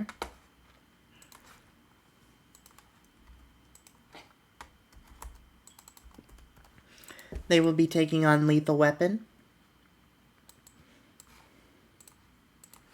And we're going to have Dino Carter win that by pinning Baron Corbin.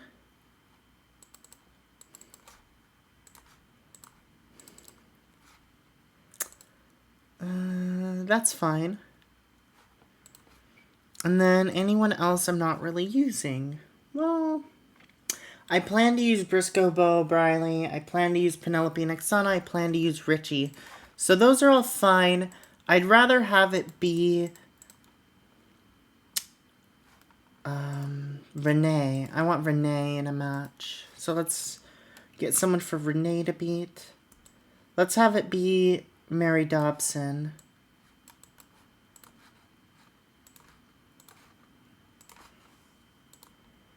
And change her name as well to Sarah Logan. And then do Sarah Logan versus Renee Dudley. And Renee Dudley slams it. She destroys her. Destoried on red wine. This match goes in the middle. I want the Kamala match to main. This gives me 8 minutes for promos, which is great. We can do 3, 3, 2. Let's do a Lethal Weapon promo. Dino Carter and Conrad Tanner. Give them like 3 minutes. They really need to improve their skills, so I'd love to keep them over here on Level Up for now. Same with the Funkadactyls. All of these people, I would like to keep them as sort of Level Up people for now. Renee Dudley, don't get me wrong, she's close to... She's like already ready. But she's new, and so this is a good way to ease her into the company. But the other people I've booked here really need the training. Okay. Cameron with a 20 could be worse. Renee with 35, amazing. And, oh my god, what? No, don't broken nose? Who did this to you? You okay? Hold on. 7 days is being worked through. Never mind, we're fine. Poor guy. Kamala Jr. Damn you, Kamala Jr. God, I really liked using him as a jobber, too. He was a fun one. But, how's his safety stat? Hold on. Oh, it's so low. Oh. Okay, I shouldn't be using him. I've learned my lesson.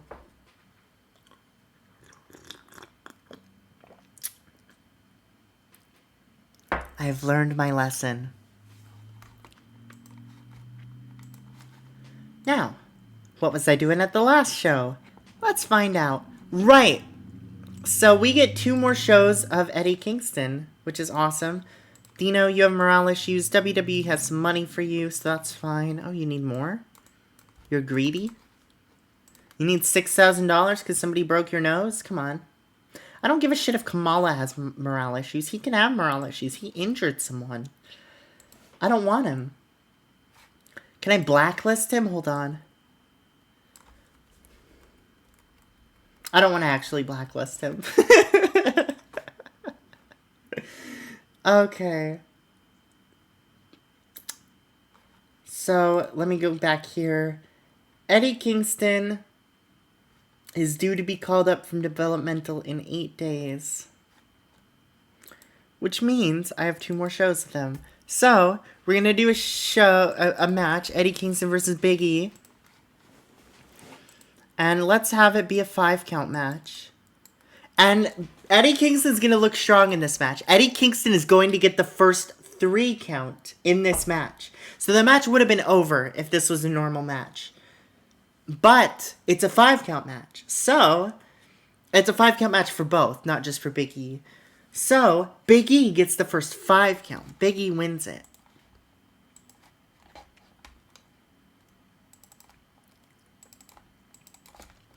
Putting over Big E as a true main event guy and a real threat to win the title.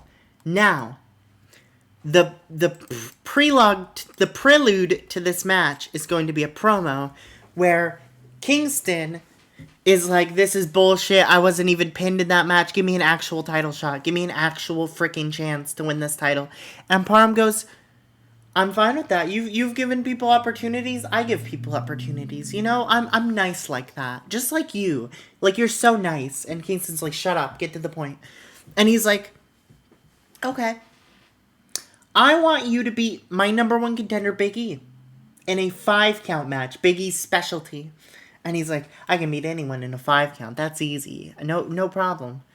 And he's like, okay. So, Big E versus Eddie Kingston, 5 count match. Winner has to win by a 5 count in the main event.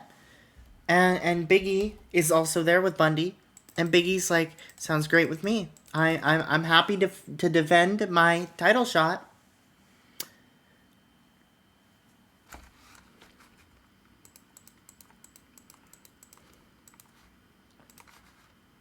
Oh, right. Unscripted. Right. That's fine. So that is awesome. I love that.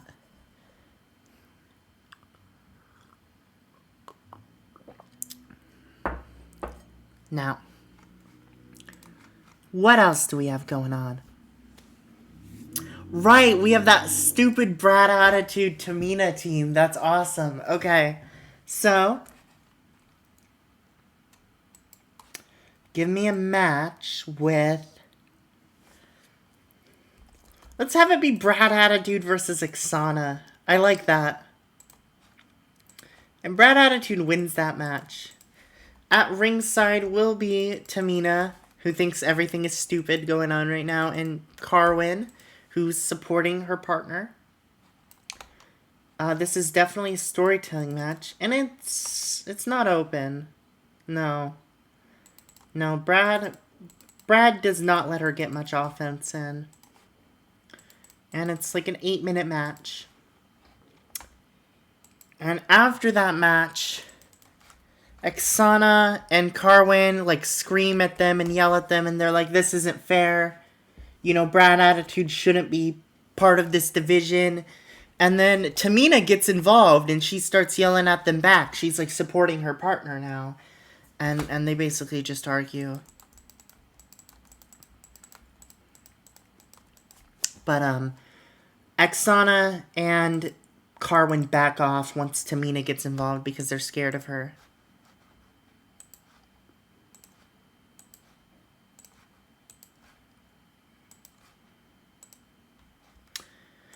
Right, I do have plans for Steamboat, but let me add an angle, or even, no, let me add a match. Hold on. It's going to be Wes Briscoe versus Briley Pierce. And he's trying to get revenge for Derek Bateman, who was injured by Briley Pierce. And Briley wins this match due to outside interference from Bo Dallas. And let's have that be an open match. Wait, I already did that. I meant a storytelling match. That's what I meant. That can be like 10 minutes. I'm happy with that. Put that like up here. Let's have a match. It's going to be a 2v2. And it's going to be the Usos. Not the Usos. Hold on. The Wyatts. The lackeys, that is. Against Police Academy. And the winner is Dexter Loomis over Carter Gray by outside interference from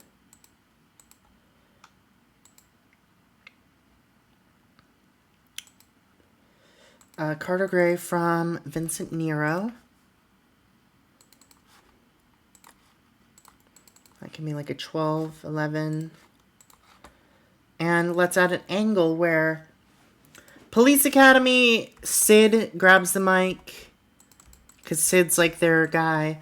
And Sid's like, that was messed up, you know. There's only 2 of them. I'm retired. I'm not a wrestler.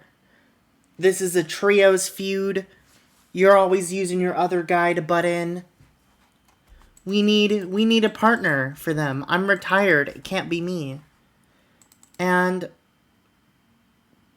Richie Steamboat comes out and he's like, y'all need a partner? I'm here for you. He doesn't say y'all because he's Richie Steamboat and that's probably not how he talks, but that's what happens.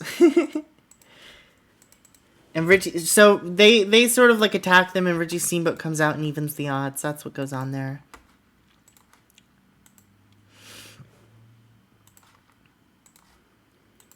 Great. Now,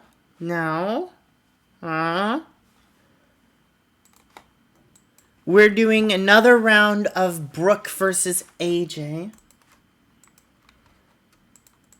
So we could do a match with that. We were also doing Sage and Maxine against Jillian and Rachel. So I can combine those a little.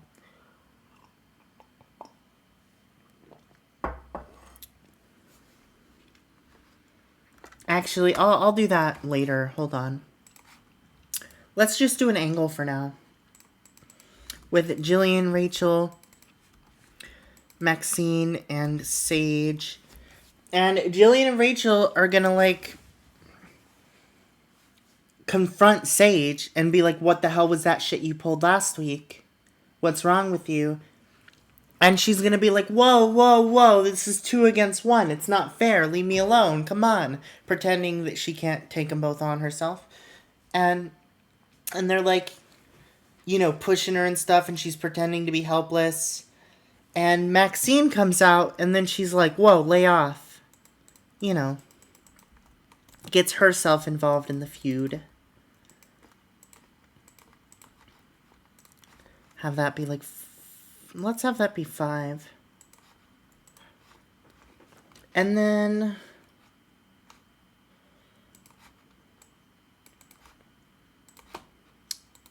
let's do a match with...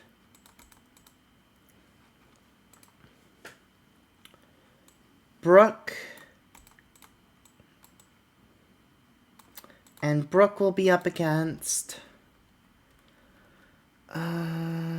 Dudley.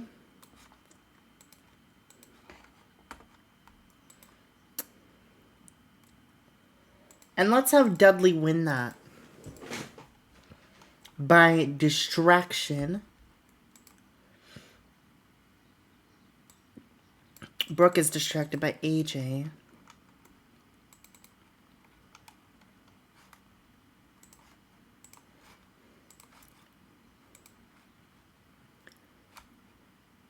Okay, that's good. Now,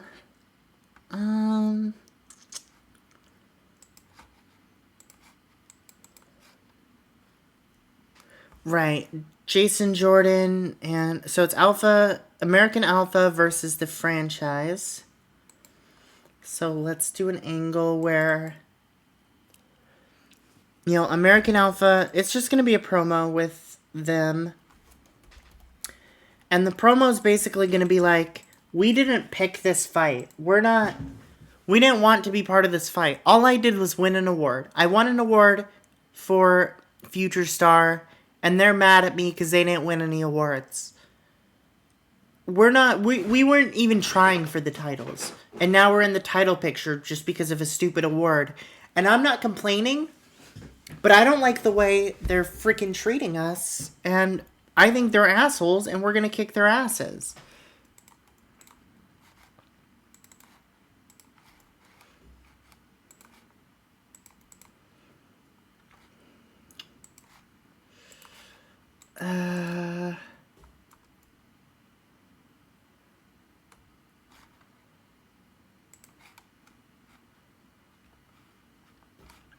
I want an angle with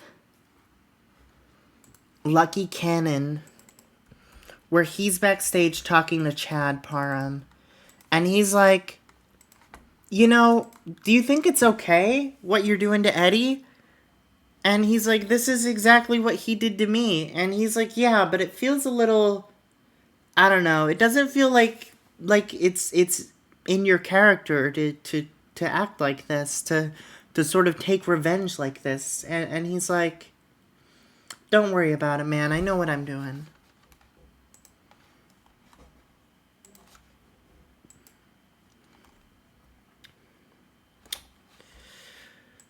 Give me an angle with Kruger and Camacho.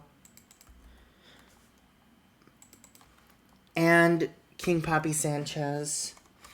And this is an angle where basically Kruger and Sanchez say, like, what the fuck is wrong with you, Camacho? Can't you just leave us alone? And he's like, maybe I could. Maybe I won't. And they're like, what are you talking about? And he's like, I want that title. I want your title. And I think it doesn't belong to you. It belongs to me. Because I'm taking matters in my own hands and trying to become somebody where you guys are still sitting there having parties like losers.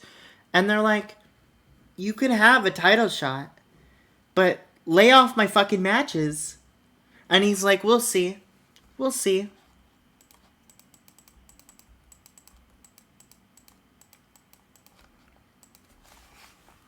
Now, organizing this a little bit. Let's put that angle we just booked up here at the top. Let's put the Kingston angle at the bottom. Let's put Parham and Cannon somewhere in the middle, like here. American Alpha promo can go here. It starts with the Kingston, then I don't like the Brooke match being there. Let's do this match first. And then the Ho Train angle, this should be this angle. And then we can put this angle here.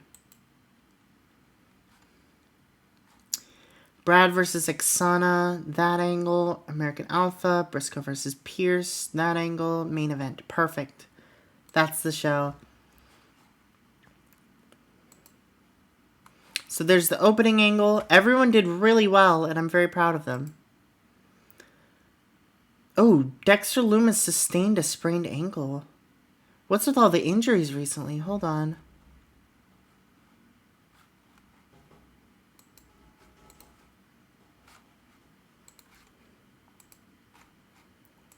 He'll probably be fine. It's just a sprained ankle. 7 days, can only work angles. That's fine. Okay. So, this angle happens. Brooke versus... What the fuck? Queen Brooke sustained a hernia? Renee Dudley's botch. Oh, shit. She's injured the champ.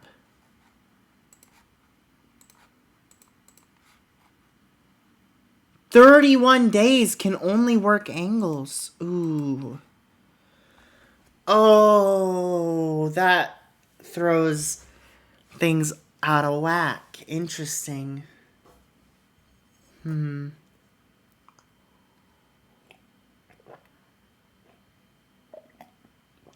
it also means we can extend things a little bit, but It's not really what I was looking to do.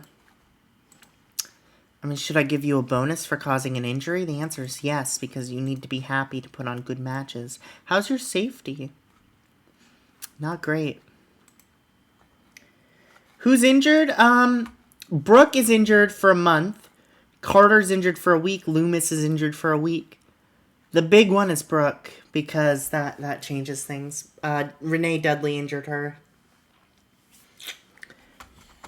Ooh. We've gotten 3 different injuries on this one night. It's a cursed night. And it's not even over. So, Ho Train Angle. Damn Dudleys, yeah. Cannon, Parham, Angle. Brad Attitude defeated Ixana.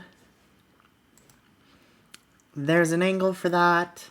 Jordan and Mercer promo. Briley Pierce defeats Wes Briscoe by interference from Bo Dallas. Kruger, Camacho, Sanchez angle.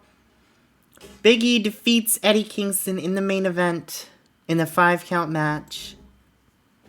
Very nice.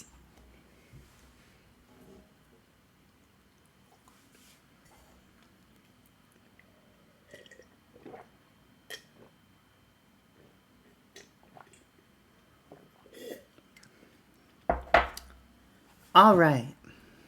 Gerald Briscoe passes away. No! Oh, poor guy. Damn. That's the first death I've really seen in this save, actually. Not a lot of people have been dying.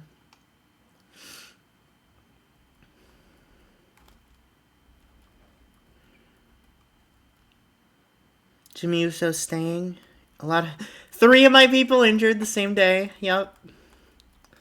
Not bad injuries, but Brooks is pretty annoying.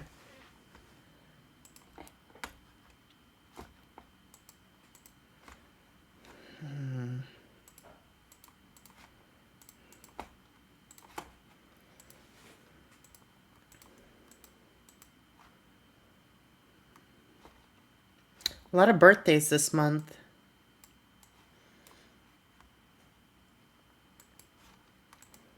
Chrissy Vane, 37 days. She's so close. Alright, let's sim to the go home show.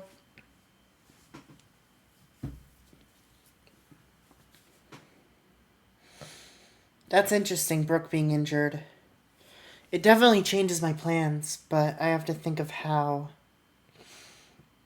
Because AJ's not getting a rematch now like she wanted.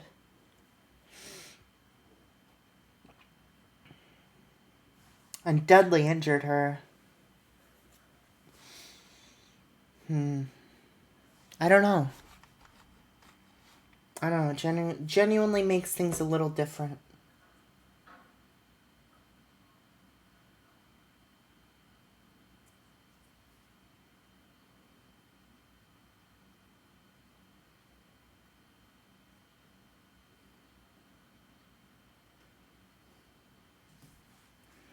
I just got a comment on one of my Binding of Isaac videos that says, why do they rooms feel so small? Let's try a Tainted Bethany run. Ew, my voice. Ew.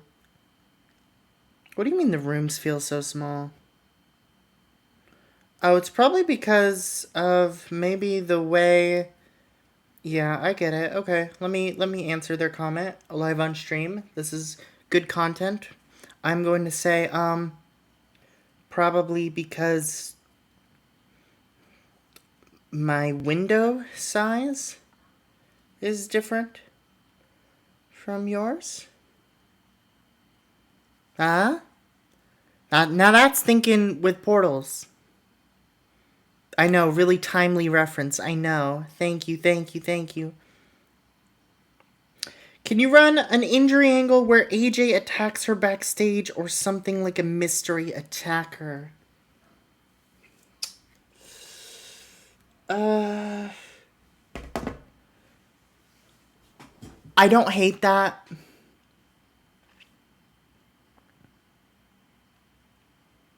I could do that. Okay, yeah, I could just do AJ attack her. Can she be on the show? Yes, she can. Yeah, I can do that. And it ends up screwing AJ over. Okay, yeah, that works.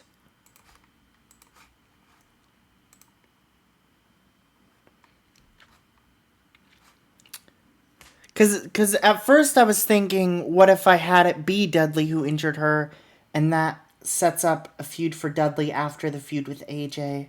It would just be a little later. But we could do that instead, because there would be too long to marinate between the Dudley feud. Whereas I want Dudley to be doing something else at the pay-per-view entirely. Queen Brooke and Renee Dudley have tension. Let's see if we can help that. Alright, so who have we not been using? Franchise, that's fine. Roman, that's fine. Jinder's fair. Let's do Jinder, let's do Freedom Force. So grab an opponent for Jinder, Devin Cutter. Grab some opponents for Freedom Force, Thunder Kitty, and Christina Von Eerie. And then one more match. Let's have a Lethal Weapon match with Adam Thornstowe and Cafu. Done. Show booked. Now, Christina Von Eerie and Thunder Kitty against Freedom Force. Jenny Cash gets the win over Thunder Kitty. Decisive, done. Boom. 7 minutes.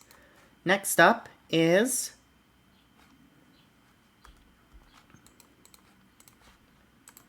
it's Cafu and Adam Thornstowe against Lethal Weapon. Dino Carter wins that decisively.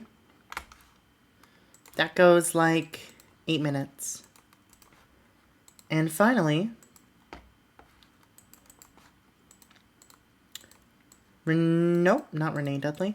Devin Cutter going up against, scanning the brain, Jinder Mahal. Jinder Mahal wins that with domination, I might add.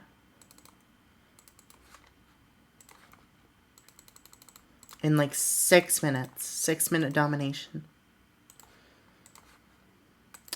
And then this will be the order. Let's add some promos. Jinder gets 3 minutes because he's Jinder Mahal. That's awesome. Ooh. Let's give Freedom Force 3 minutes to sing a freaking song, because that's their gimmick. Is it getting over? Who knows, but I haven't heard any complaints. And then we have 2 minutes left. Let's give Lethal Weapon a 2-minute promo.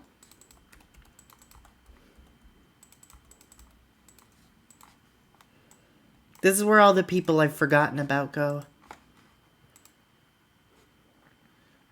Okay, that angle happens. That got a pretty good rating of 40. 30, they're doing 35s. They are getting better. Freedom Force angle. Jenny Cash with the 32. Jinder Mahal angle. Jinder Mahal with a 42. Pretty good, pretty good. Okay, now. The main event of this show is what I'm booking first. It's going to be Lucky Cannon versus Eddie Kingston. Will this... No penalty. Good. And let's give that 15 minutes. And Lucky Cannon wins this. And he wins it clean. And we're adding an angle to it with Eddie Kingston, Chad Parham, and Lucky Cannon. And this angle starts, Chad calls out Eddie. And he's like, Eddie, come out here. You know what? I know you want a title shot, but you keep losing every opportunity. I think it's just not meant to be for you. I think you got to give up." And he's like, "Shut up. Just shut up. What are you talking about? I lost a bullshit match. I got the first 3 count. I lost that match. I didn't get pinned in the 4-way. So I lose that match. I won that match against Big E, as far as I'm concerned." And he's like, it's not the stipulation. And he's like, give me one more shot then. Give me one more shot. There's still a week before the pay-per-view. If I win a match, add me to the match. Add me to the match, make it a 3-way. And he's like, okay, I'm happy to do that. And he's like, but this will be your last opportunity. If you lose this match, I'm never giving you another opportunity for my title again. And he's like, whatever. If I lose this match, I don't deserve to be here. If I lose this match genuinely, if I lose this match fairly, I don't deserve to be in NXT. I don't think it'll be an issue. Just give me a one-on-one normal match with any competitor you can think of. And Chad's like, okay, I choose Lucky. Lucky comes out. He goes, "Chad, I don't like how you've been treating Eddie recently. I know he treated us like shit, but you've been treating him like shit." And Chad's like, "I don't care. All's fair in love and war." And Eddie's like, "I don't give a shit how he's been treating me, okay? Don't try to act like a hero. Don't try to act like I care. Oh, I'm being treated badly." That's how you guys sound. I don't talk like that. I don't give a shit how you treat me. I will beat you in a match in the main event. I will earn my title shot in the main event of the pay-per-view. I will win my title back. And Chad's like, "I'd like to see you try. Let's see it." Lucky Cannon, Eddie Kingston. Lucky's like, "I don't want to do this, Eddie, but I do want one more match against you. I do want to prove I can beat you." And Chad's like, "Ooh, lot at stake for both of you." And then Lucky and Eddie both tell him to shut up. At the same time, they're both like, "Shut up!" That's how that angle ends. That gave me like 7 minutes. That sounds like an awesome angle.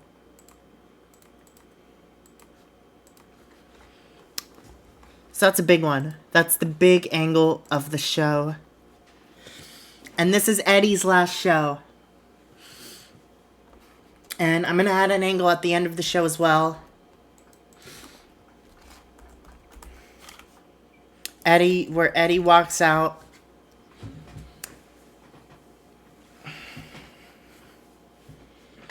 And that's just the angle. It's just going to be Eddie walks out. It's a 2-minute angle.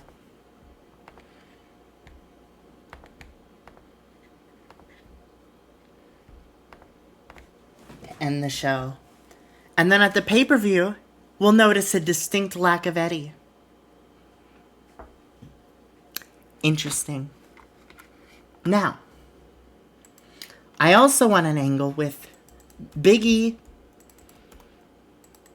King Kong Bundy, Chad Parham, where Big E basically comes to Chad backstage and he's like, "Hey, what the hell do you think you're doing? I beat Eddie Kingston. Why are you giving him another shot to be in my title match? He's Eddie Kingston. Of course he's going to win that match." And Chad's like, "I don't know what you mean, man. I'm giving him a chance just like he gave me a chance, you know? You really think he can beat Lucky Cannon?" And he's like, "He's beat Lucky Cannon so many times. What are you talking about? Lucky Cannon has never beat him. You're an idiot." And he's like, whoa, chill out. But he calls him an idiot. He's really showing off his heel side in this backstage segment.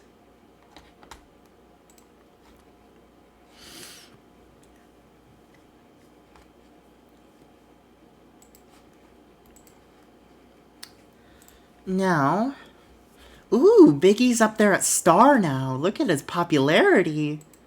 We've really... the level up thing really works. Obviously beating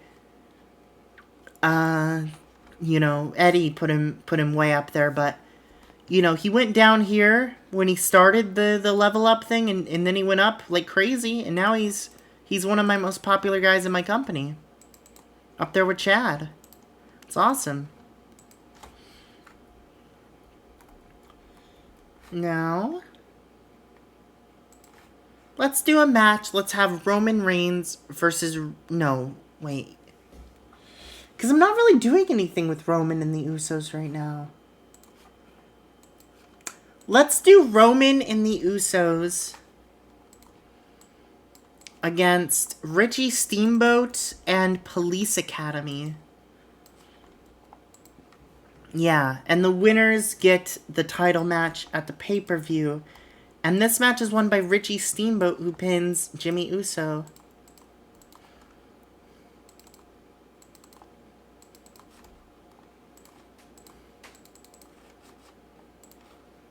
And let's add an angle for that. Where basically the Bloodline are like, we still think we deserve our title back. We deserve that title shot. And, you know, Lethal Weapon are like, whoa, whoa, whoa. We've already established that it's going to be us. And then they're like, what if we just had a match for it? And they're like, that seems fair to us. Yeah, let's have a freaking match for it. Yeah. They're reasonable people. They have a match for it. Let's have an angle where AJ Lee injures Queen Brooke. Selling, fighting. Minor success, minor defeat. God fucking damn it. The Iron Sheik passes away at 81 years old. In real life?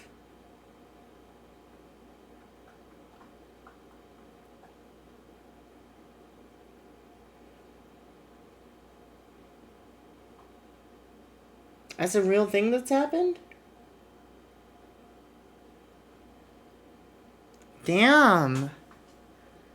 Well, R.I.P. Iron Sheik. This is now the Iron Sheik tribute episode of my NXT booking. I dedicate whatever episode number this is to the Iron Sheik. Fuck you, Hulk Hogan, and all that. He's provided me with lots of entertainment. I appreciate the man. And that is very sad. That is very sad. Alright, here's my injury angle. A lot of people being overused on this show. I could fix that. I think if I make this 1 minute shorter, they won't be overused anymore. Yeah, they're happy with that now. Let's do a tag match with Kruger and Sanchez against... I'm thinking Jinder. Mr. Six-Man Tag, Jinder Mahal. Yep. Wait, Chris... Ooh, Chris Logan, because I'm not doing anything with him. Yeah, let's have it be Chris Logan. That's better, actually. Chris Logan and Camacho. I've probably done this. Yeah, I have done this. I'm doing it again. I don't care. Definitely a storytelling match. And this is won by Camacho, who pins Sanchez by cheating.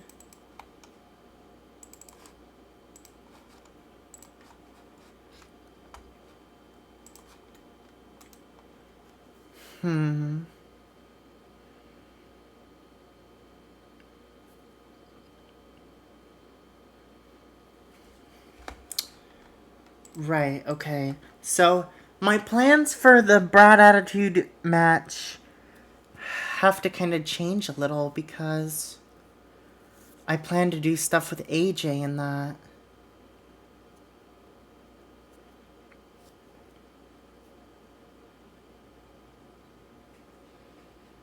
Okay, that's fine.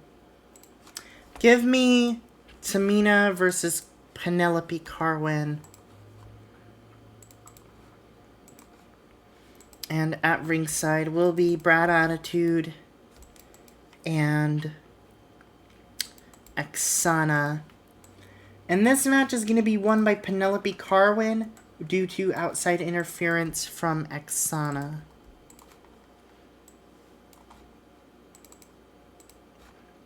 Like a 9-minute match.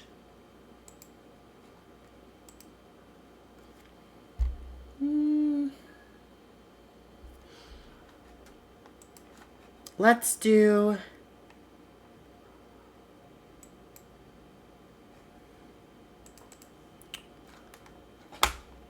Let's do Jillian versus Maxine, I think. And at ringside, Rachel and Sage. And the winner of this is going to be Maxine by cheating. A lot of shitty finishes on this show. You know, it happens. I do it sometimes to make, you know, the pay-per-view matches more important, add some heat. You know, I apologize. You don't like to see it. On a show, you don't like to see it, but it's what you gotta do sometimes. Jordan, so the franchise stuff, let's do a quick match between Tommy Mercer and Shane Douglas. Get another Douglas match in there, at ringside being Titus, Percy, and Jason Jordan. And this match is won by Douglas due to Titus O'Neil helping him.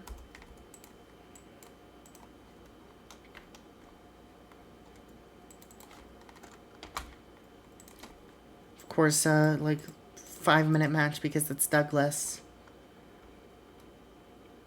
And then we can add another minute to something.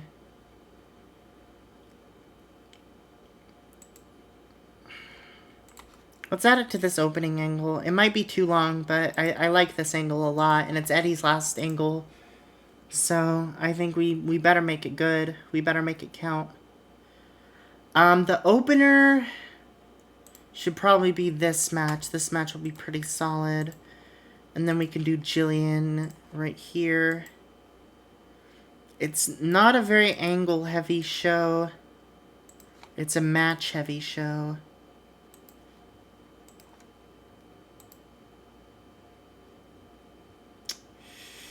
Let's put this here. Where's the Douglas match? It's here. Put this here, put this lower.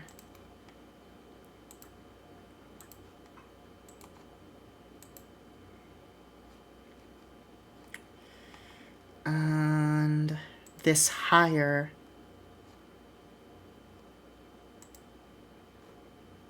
Yes, this is how I want the show.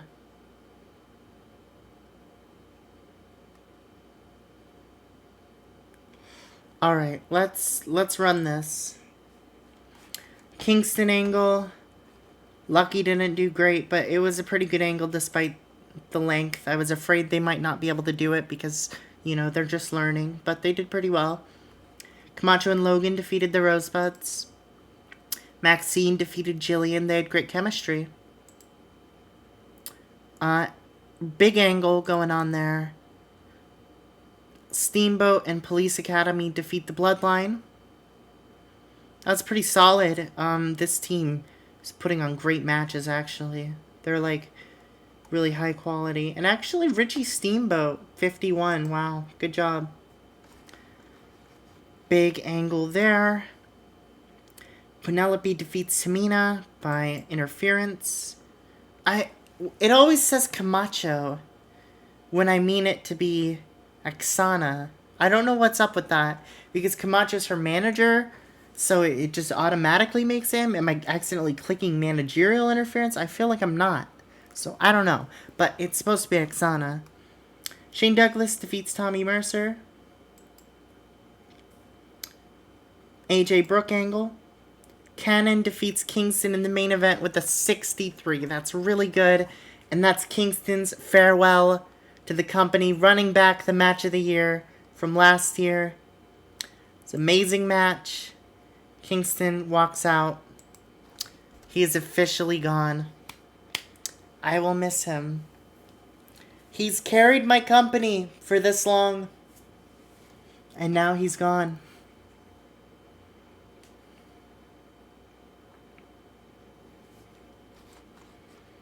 Ooh. Justin Gabriel. Okay. Not injured for that long. Eddie Kingston called up. Do I already have him shortlisted? I do. I do. Alright. Now.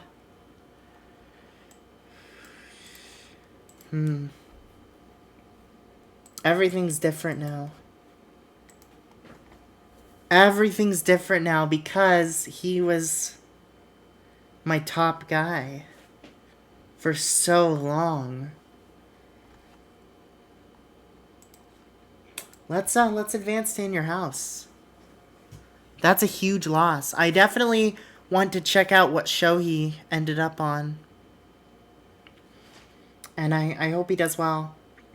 I appreciate him putting over all those people on his way out. Big E. And Lucky Cannon and Chad Parham. You know, they deserve the rub. I appreciate how popular, or not how popular, but yes, how popular, but also how skilled Big E has gotten. Because he started at like having 5s in his performance, and he's come so far. Just like in real life, basically, he came so far. He's come so far here as well. Bray Wyatt has broken fingers. I think he'll be okay, though. So, let's kind of check what's going on with Eddie. He has not had a match yet, which doesn't surprise me. No time has passed, basically. But let's see what brand he's on. Okay, he's on Raw. Because this is the SmackDown roster. Oh, no, he's not on a brand yet. Okay, never mind. Well, we'll see. We'll see. Maybe after the pay-per-view, it'll show us. We'll see.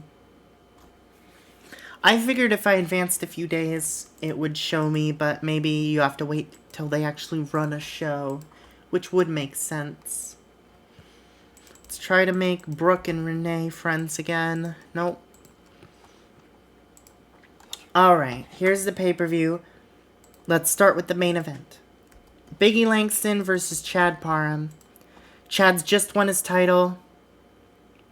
His popularity is in the 40s, which is pretty good. He's gone way up. Big E is in a similar situation. His popularity has gone way up after the Kingston rub. Let's see how Cannon's doing, actually. Cannon is right there with them. That's great. Kingston has really made these guys into stars. You know, especially Cannon and Parham, who he's been working with this whole time and making better, just even as wrestlers. That's great.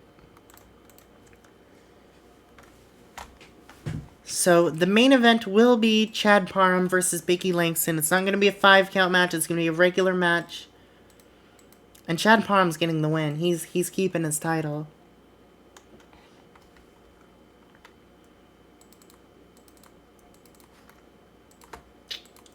And it'll be like a 13-minute match for the title. Chad, are you getting better with stamina? You're not. I wish you... That's my only issue with you, Chad, is I wish you had better stamina so you could go in really long matches. Like, Big E's got better stamina than you. Damn, Big E's doing real well. His psychology's getting a little better. Okay. And I'm going to add an angle for that. Big E and Bundy with Chad.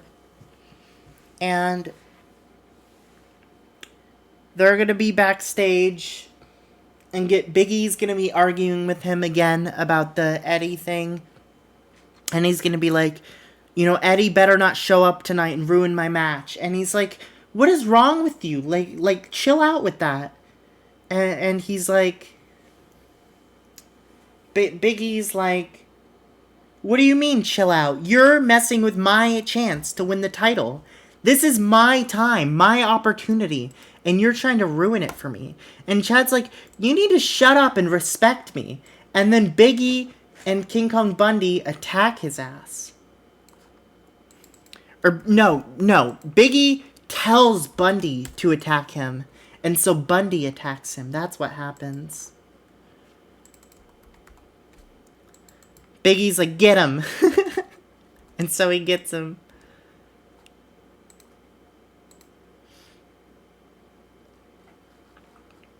And yeah, we can do a little minor success, minor defeat for that. I would also like that to be reffed by Shane Sewell and road agented by Dusty Rhodes. Now, let's add another angle. It's going to be AJ Lee, Queen Brooke, and Tom Pritchard. And Tom Pritchard comes out with Brooke. Brooke is in a cast, and he's like, Brooke keeps begging me to wrestle AJ, but she has not been medically cleared to be in a match tonight. And AJ comes out. She's like, this is bullshit. What the fuck? What do you mean she hasn't been medically cleared? She's like, who am I gonna face? Give me a match. And then Pritchard's like, oh, don't worry. I haven't forgot about you. I have a match for you. And she's like, bring it on. Bring it on. Serena Deeb comes out.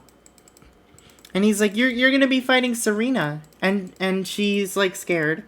But she's like, okay, fine. Serena, are you a face? Yes, you are. Good. And we're gonna do AJ Lee versus Serena Deeb. And they have had matches back in 2010, but they haven't wrestled since then, so it's been a while. And AJ has actually never beat Serena Deeb. Ever. In a singles match. They've had 2 singles matches and Serena won both of them. This time, AJ's getting the win.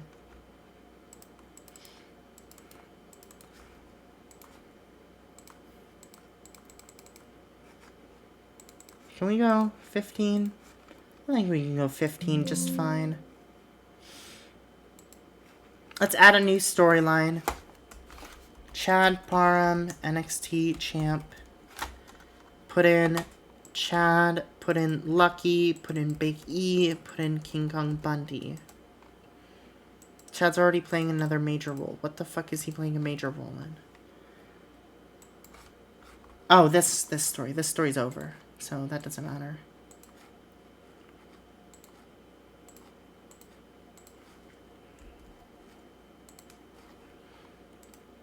Alright, so we're gonna add another angle where Tom Pritchard and Skinner are backstage, and Tom Pritchard is like, where's Eddie? Eddie Kingston has not showed up for the show. He was supposed to have a match with Lucky Cannon at the show. They were supposed to have a rematch. Where is he? And Skinner is like talking crazy because he's crazy now, and Pritchard's like, you're not helping. And then Skinner talks more crazy, and he's like, Eddie, where are you, Eddie? And then Lucky comes out, and he's like, where's Eddie? And they're like, I don't know. And he's like, he's not here for a match? What the heck?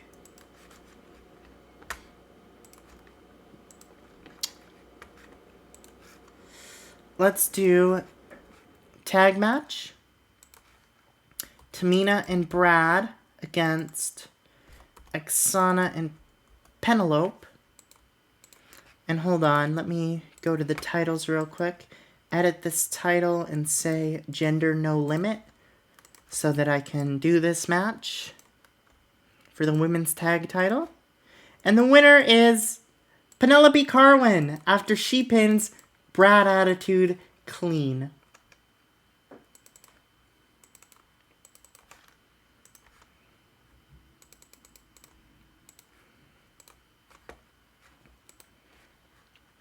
Now, let's do Bo Dallas versus Wes Briscoe. Hold on. No, hold on. Let's do Lucky Cannon and Wes Briscoe against Bo Dallas and Briley Pierce. And this match ends by Lucky Cannon pins Briley Pierce.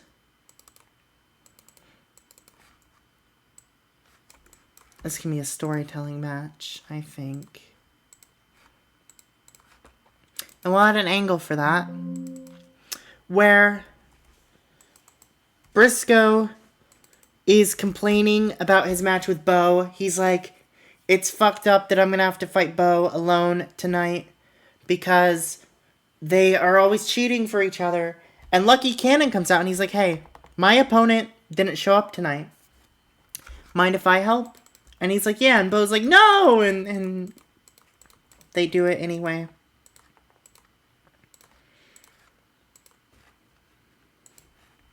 Let's do a trios match. It's going to be the Wyatts with Loomis against frickin' Police Academy with Steamboat. And Vincent Nero is going to win by pinning Shane Hollister. I'm sorry to say it, but by cheating. It's how it's gotta be sometimes.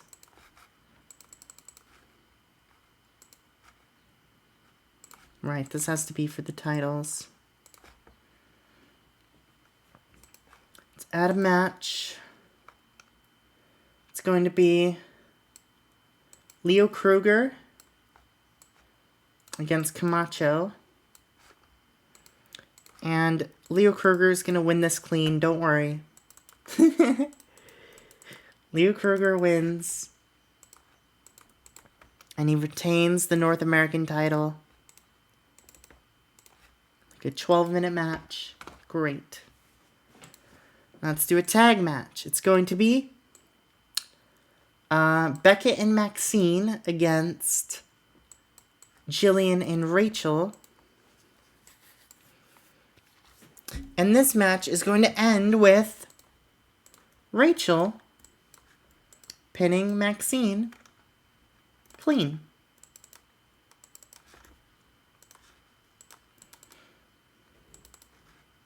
Ten minute match.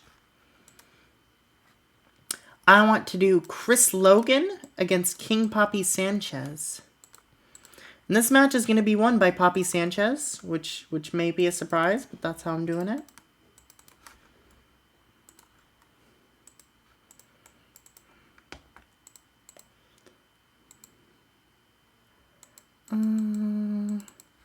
I'd like that to go some time because I think that'll be a pretty freaking good match.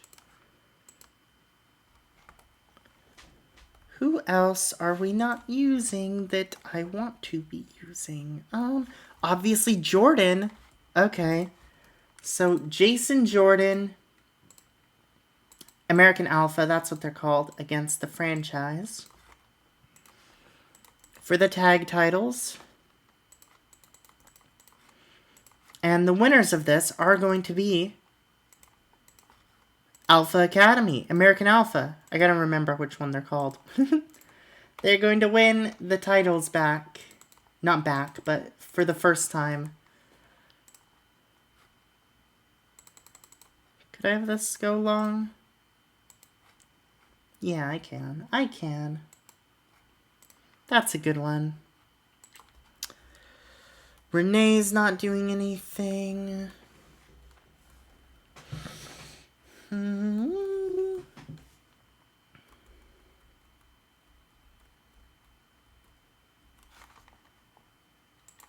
I could do a bloodline match just for fun. Like Usos, Roman, and Rikishi. Against like British Lions and Lethal Weapon. You know, just to have it. And then that's won by Roman, who pins... let's say he pins Conrad Tanner.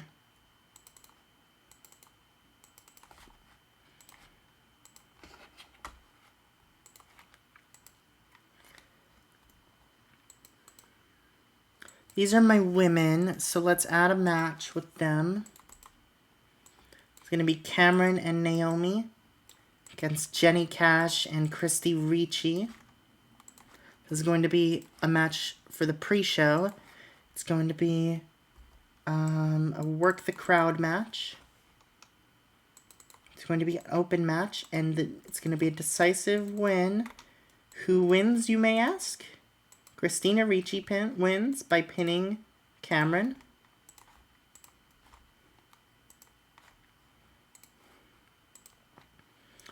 And then Jinder Mahal versus Shane Douglas will also be a pre-show match. Dark match. Jinder Mahal beats Shane Douglas. Because I couldn't fit him on the show, sadly. And then let's add one more. Let's have Teresa Sell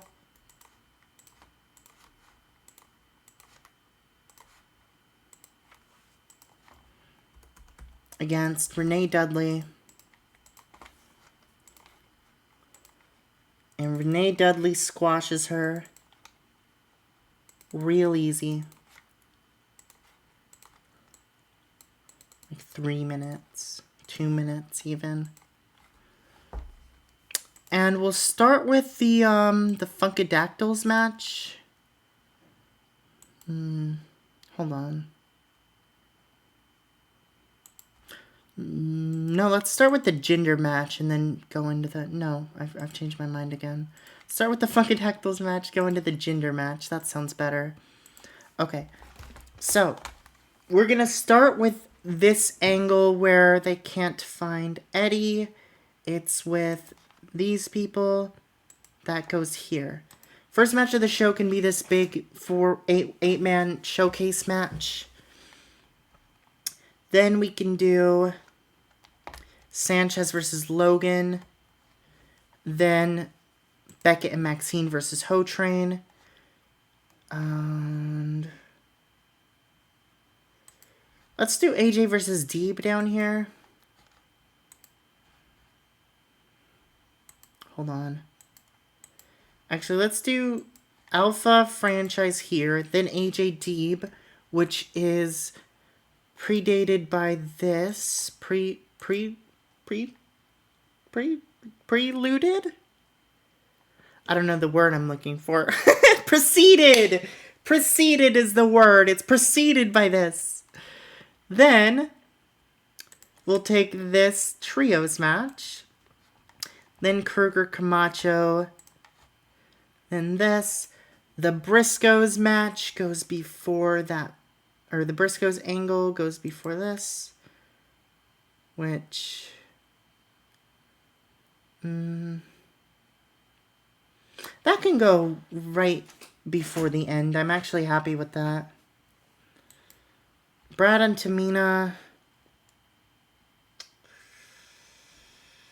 Let's have here... this Big E angle should happen in the middle somewhere. Maybe like here. So not middle, but nearing the end, you know. Maybe even here. I like that better.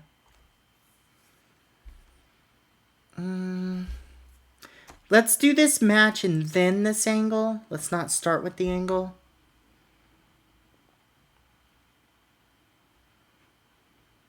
This is good. Show is ready. I'm using everyone. Let's go. Alright, so Freedom Force beat Funkadactyls in a dark match. Renee Dudley defeats Teresa Sell in a dark match. And Jinder Mahal defeats Shane Douglas in a dark match. On the proper show, the Bloodline defeats British Lions and Lethal Weapon for 46. This angle happens. Brad and Tamina lose to Oksana and Penelope Carwin. Brad's doing pretty well. King Papi Sanchez defeats Chris Logan. They have great chemistry. It was a great match. American Alpha defeat the franchise and win the tag titles. That's amazing. Good for them. Jason Jordan's getting so much better so quickly. This angle happens where Brooke can't compete, so it's Serena versus AJ, and holy shit, they have pretty good chemistry, and it got 57. Very proud of them. Good job. They've come so far, clearly. Wyatt's defeat Richie Steamboat and Police Academy by cheating. I might add, by cheating. Despicable. Big E, King Kong Bundy, and Chad Parham. This is where Big E and King Kong Bundy turn. Leo Kruger defends his title against Camacho. It's a pretty good match. Camacho's gotten a lot better. I'm very proud of him. Ho Train defeat Maxine and Beckett. Could be better. Maxine's gimmick is getting stale. So let's go over to Maxine. Cocky bitch. What a good gimmick. You gotta tweak that. You gotta keep cocky bitch. I mean, come on. What a great gimmick. Because I remember, because her gimmick by default was bitch. And I changed it to cocky bitch. So it would be like in the swagger gimmick. Because that's what women have as a gimmick in this game. Is they have diva or they have bitch. So, you know, that's just how it works, sadly. I would like to give the women more diverse gimmicks in the future, but I need a more dynamic roster of women. I will develop them. We have some good gimmicks on the women. Don't get me wrong. We've developed them pretty far from where they started, where everyone was diva, bitch. Lucky Cannon and Wes Briscoe defeat Briley Pierce and Bo Dallas. Good for them. And in the main event, Chad Parham defeats Big E Langston. And a 57, which is really good for them. That was really solid. Of course, stamina. Yeah, I know. Good job.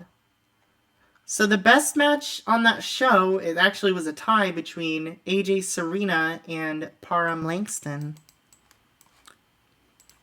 So let's say AJ, Chad, and Big E, you're all going to get praised for a great performance. I would praise Serena, but she's not really on my roster. I appreciate her coming in, but if I get 3 praises, I got to give my roster the rub, you know? I appreciate my roster for what they've done here. I'm giving them the rub. Good job, guys. Good freaking job. Maxine Perez to re-sign. Good for her. Lindsay Dorado, Young Lions Cup winner. Oh my god, that's awesome. I would love Lindsay Dorado. Like, please sign him, WWE. Please. In Your House, feedback has been excellent. Show went down very well. Great. Happy to hear it. I think it was a pretty good show myself. I appreciate Serena Deeb. I appreciate what you've done for me. You continue to be very helpful. Brooke is having morale issues because she got injured. That's honestly very fair. I would have morale issues too. Here's some of WWE's money. Let's check the top 100s real quick. My best event ever was an NXT this year. Better than any pay-per-view I've ever ran. And that's going to be hard to beat with Eddie Kingston gone. Wow. My best match, of course, Chad Parham versus Eddie Kingston. However, Eddie Kingston, Lucky Cannon, same rating. So, wait, what the heck? My best match ever, Chad Parham versus Eddie Kingston? That's crazy. I'm like thinking about it. And then in third, Lucky Cannon, Eddie Kingston. It's crazy. Chad Parham, Big E Langston, number 3. I'm happy with that. It was better than the ones with Kingston Langston, which is pretty good. That's awesome. In Your House got a 56, which is really high. That's really high. That's my third best event ever, which is huge because Eddie Kingston wasn't even there. So we're getting good without him. I mean, his rub helped. Don't get me wrong, his rub really helped. But even without him, we're still thriving. And let's see how WWE's pay-per-view went. Let's see if Eddie Kingston was on it and what's going on with Eddie Kingston now. Now that he's up in the main roster. The Royal Rumble happened. John Cena... Wait. CM Punk won the Royal Rumble. John Cena retained against Luke Gallows in the main event. That's awesome. I'm still bummed about Sheik. That's very fair. Yeah, that's very fair. Some wrestler deaths really hit me more than others. And I know exactly how that goes. Yeah. I know, right? An 80 in the main event with John Cena? Good for him. I hope he keeps getting that push. Good for him.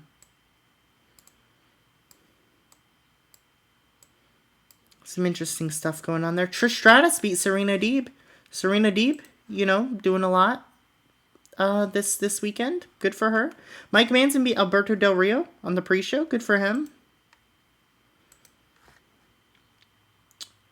Let's go to WWE and check what's going on with Eddie. He's on SmackDown. He beat Darren Young on the pre-show. Good for him. You know, you gotta start somewhere. Good for him. His popularity went way down after giving my guys the rub. It happens. It's okay. He'll get it back up with those skills. I believe in him. Red hot momentum. I mean, come on. King Kong Bundy to retire from active competition. That's good because that's what I want him to be. I don't want him to be in active competition. That's literally just not supposed to be happening.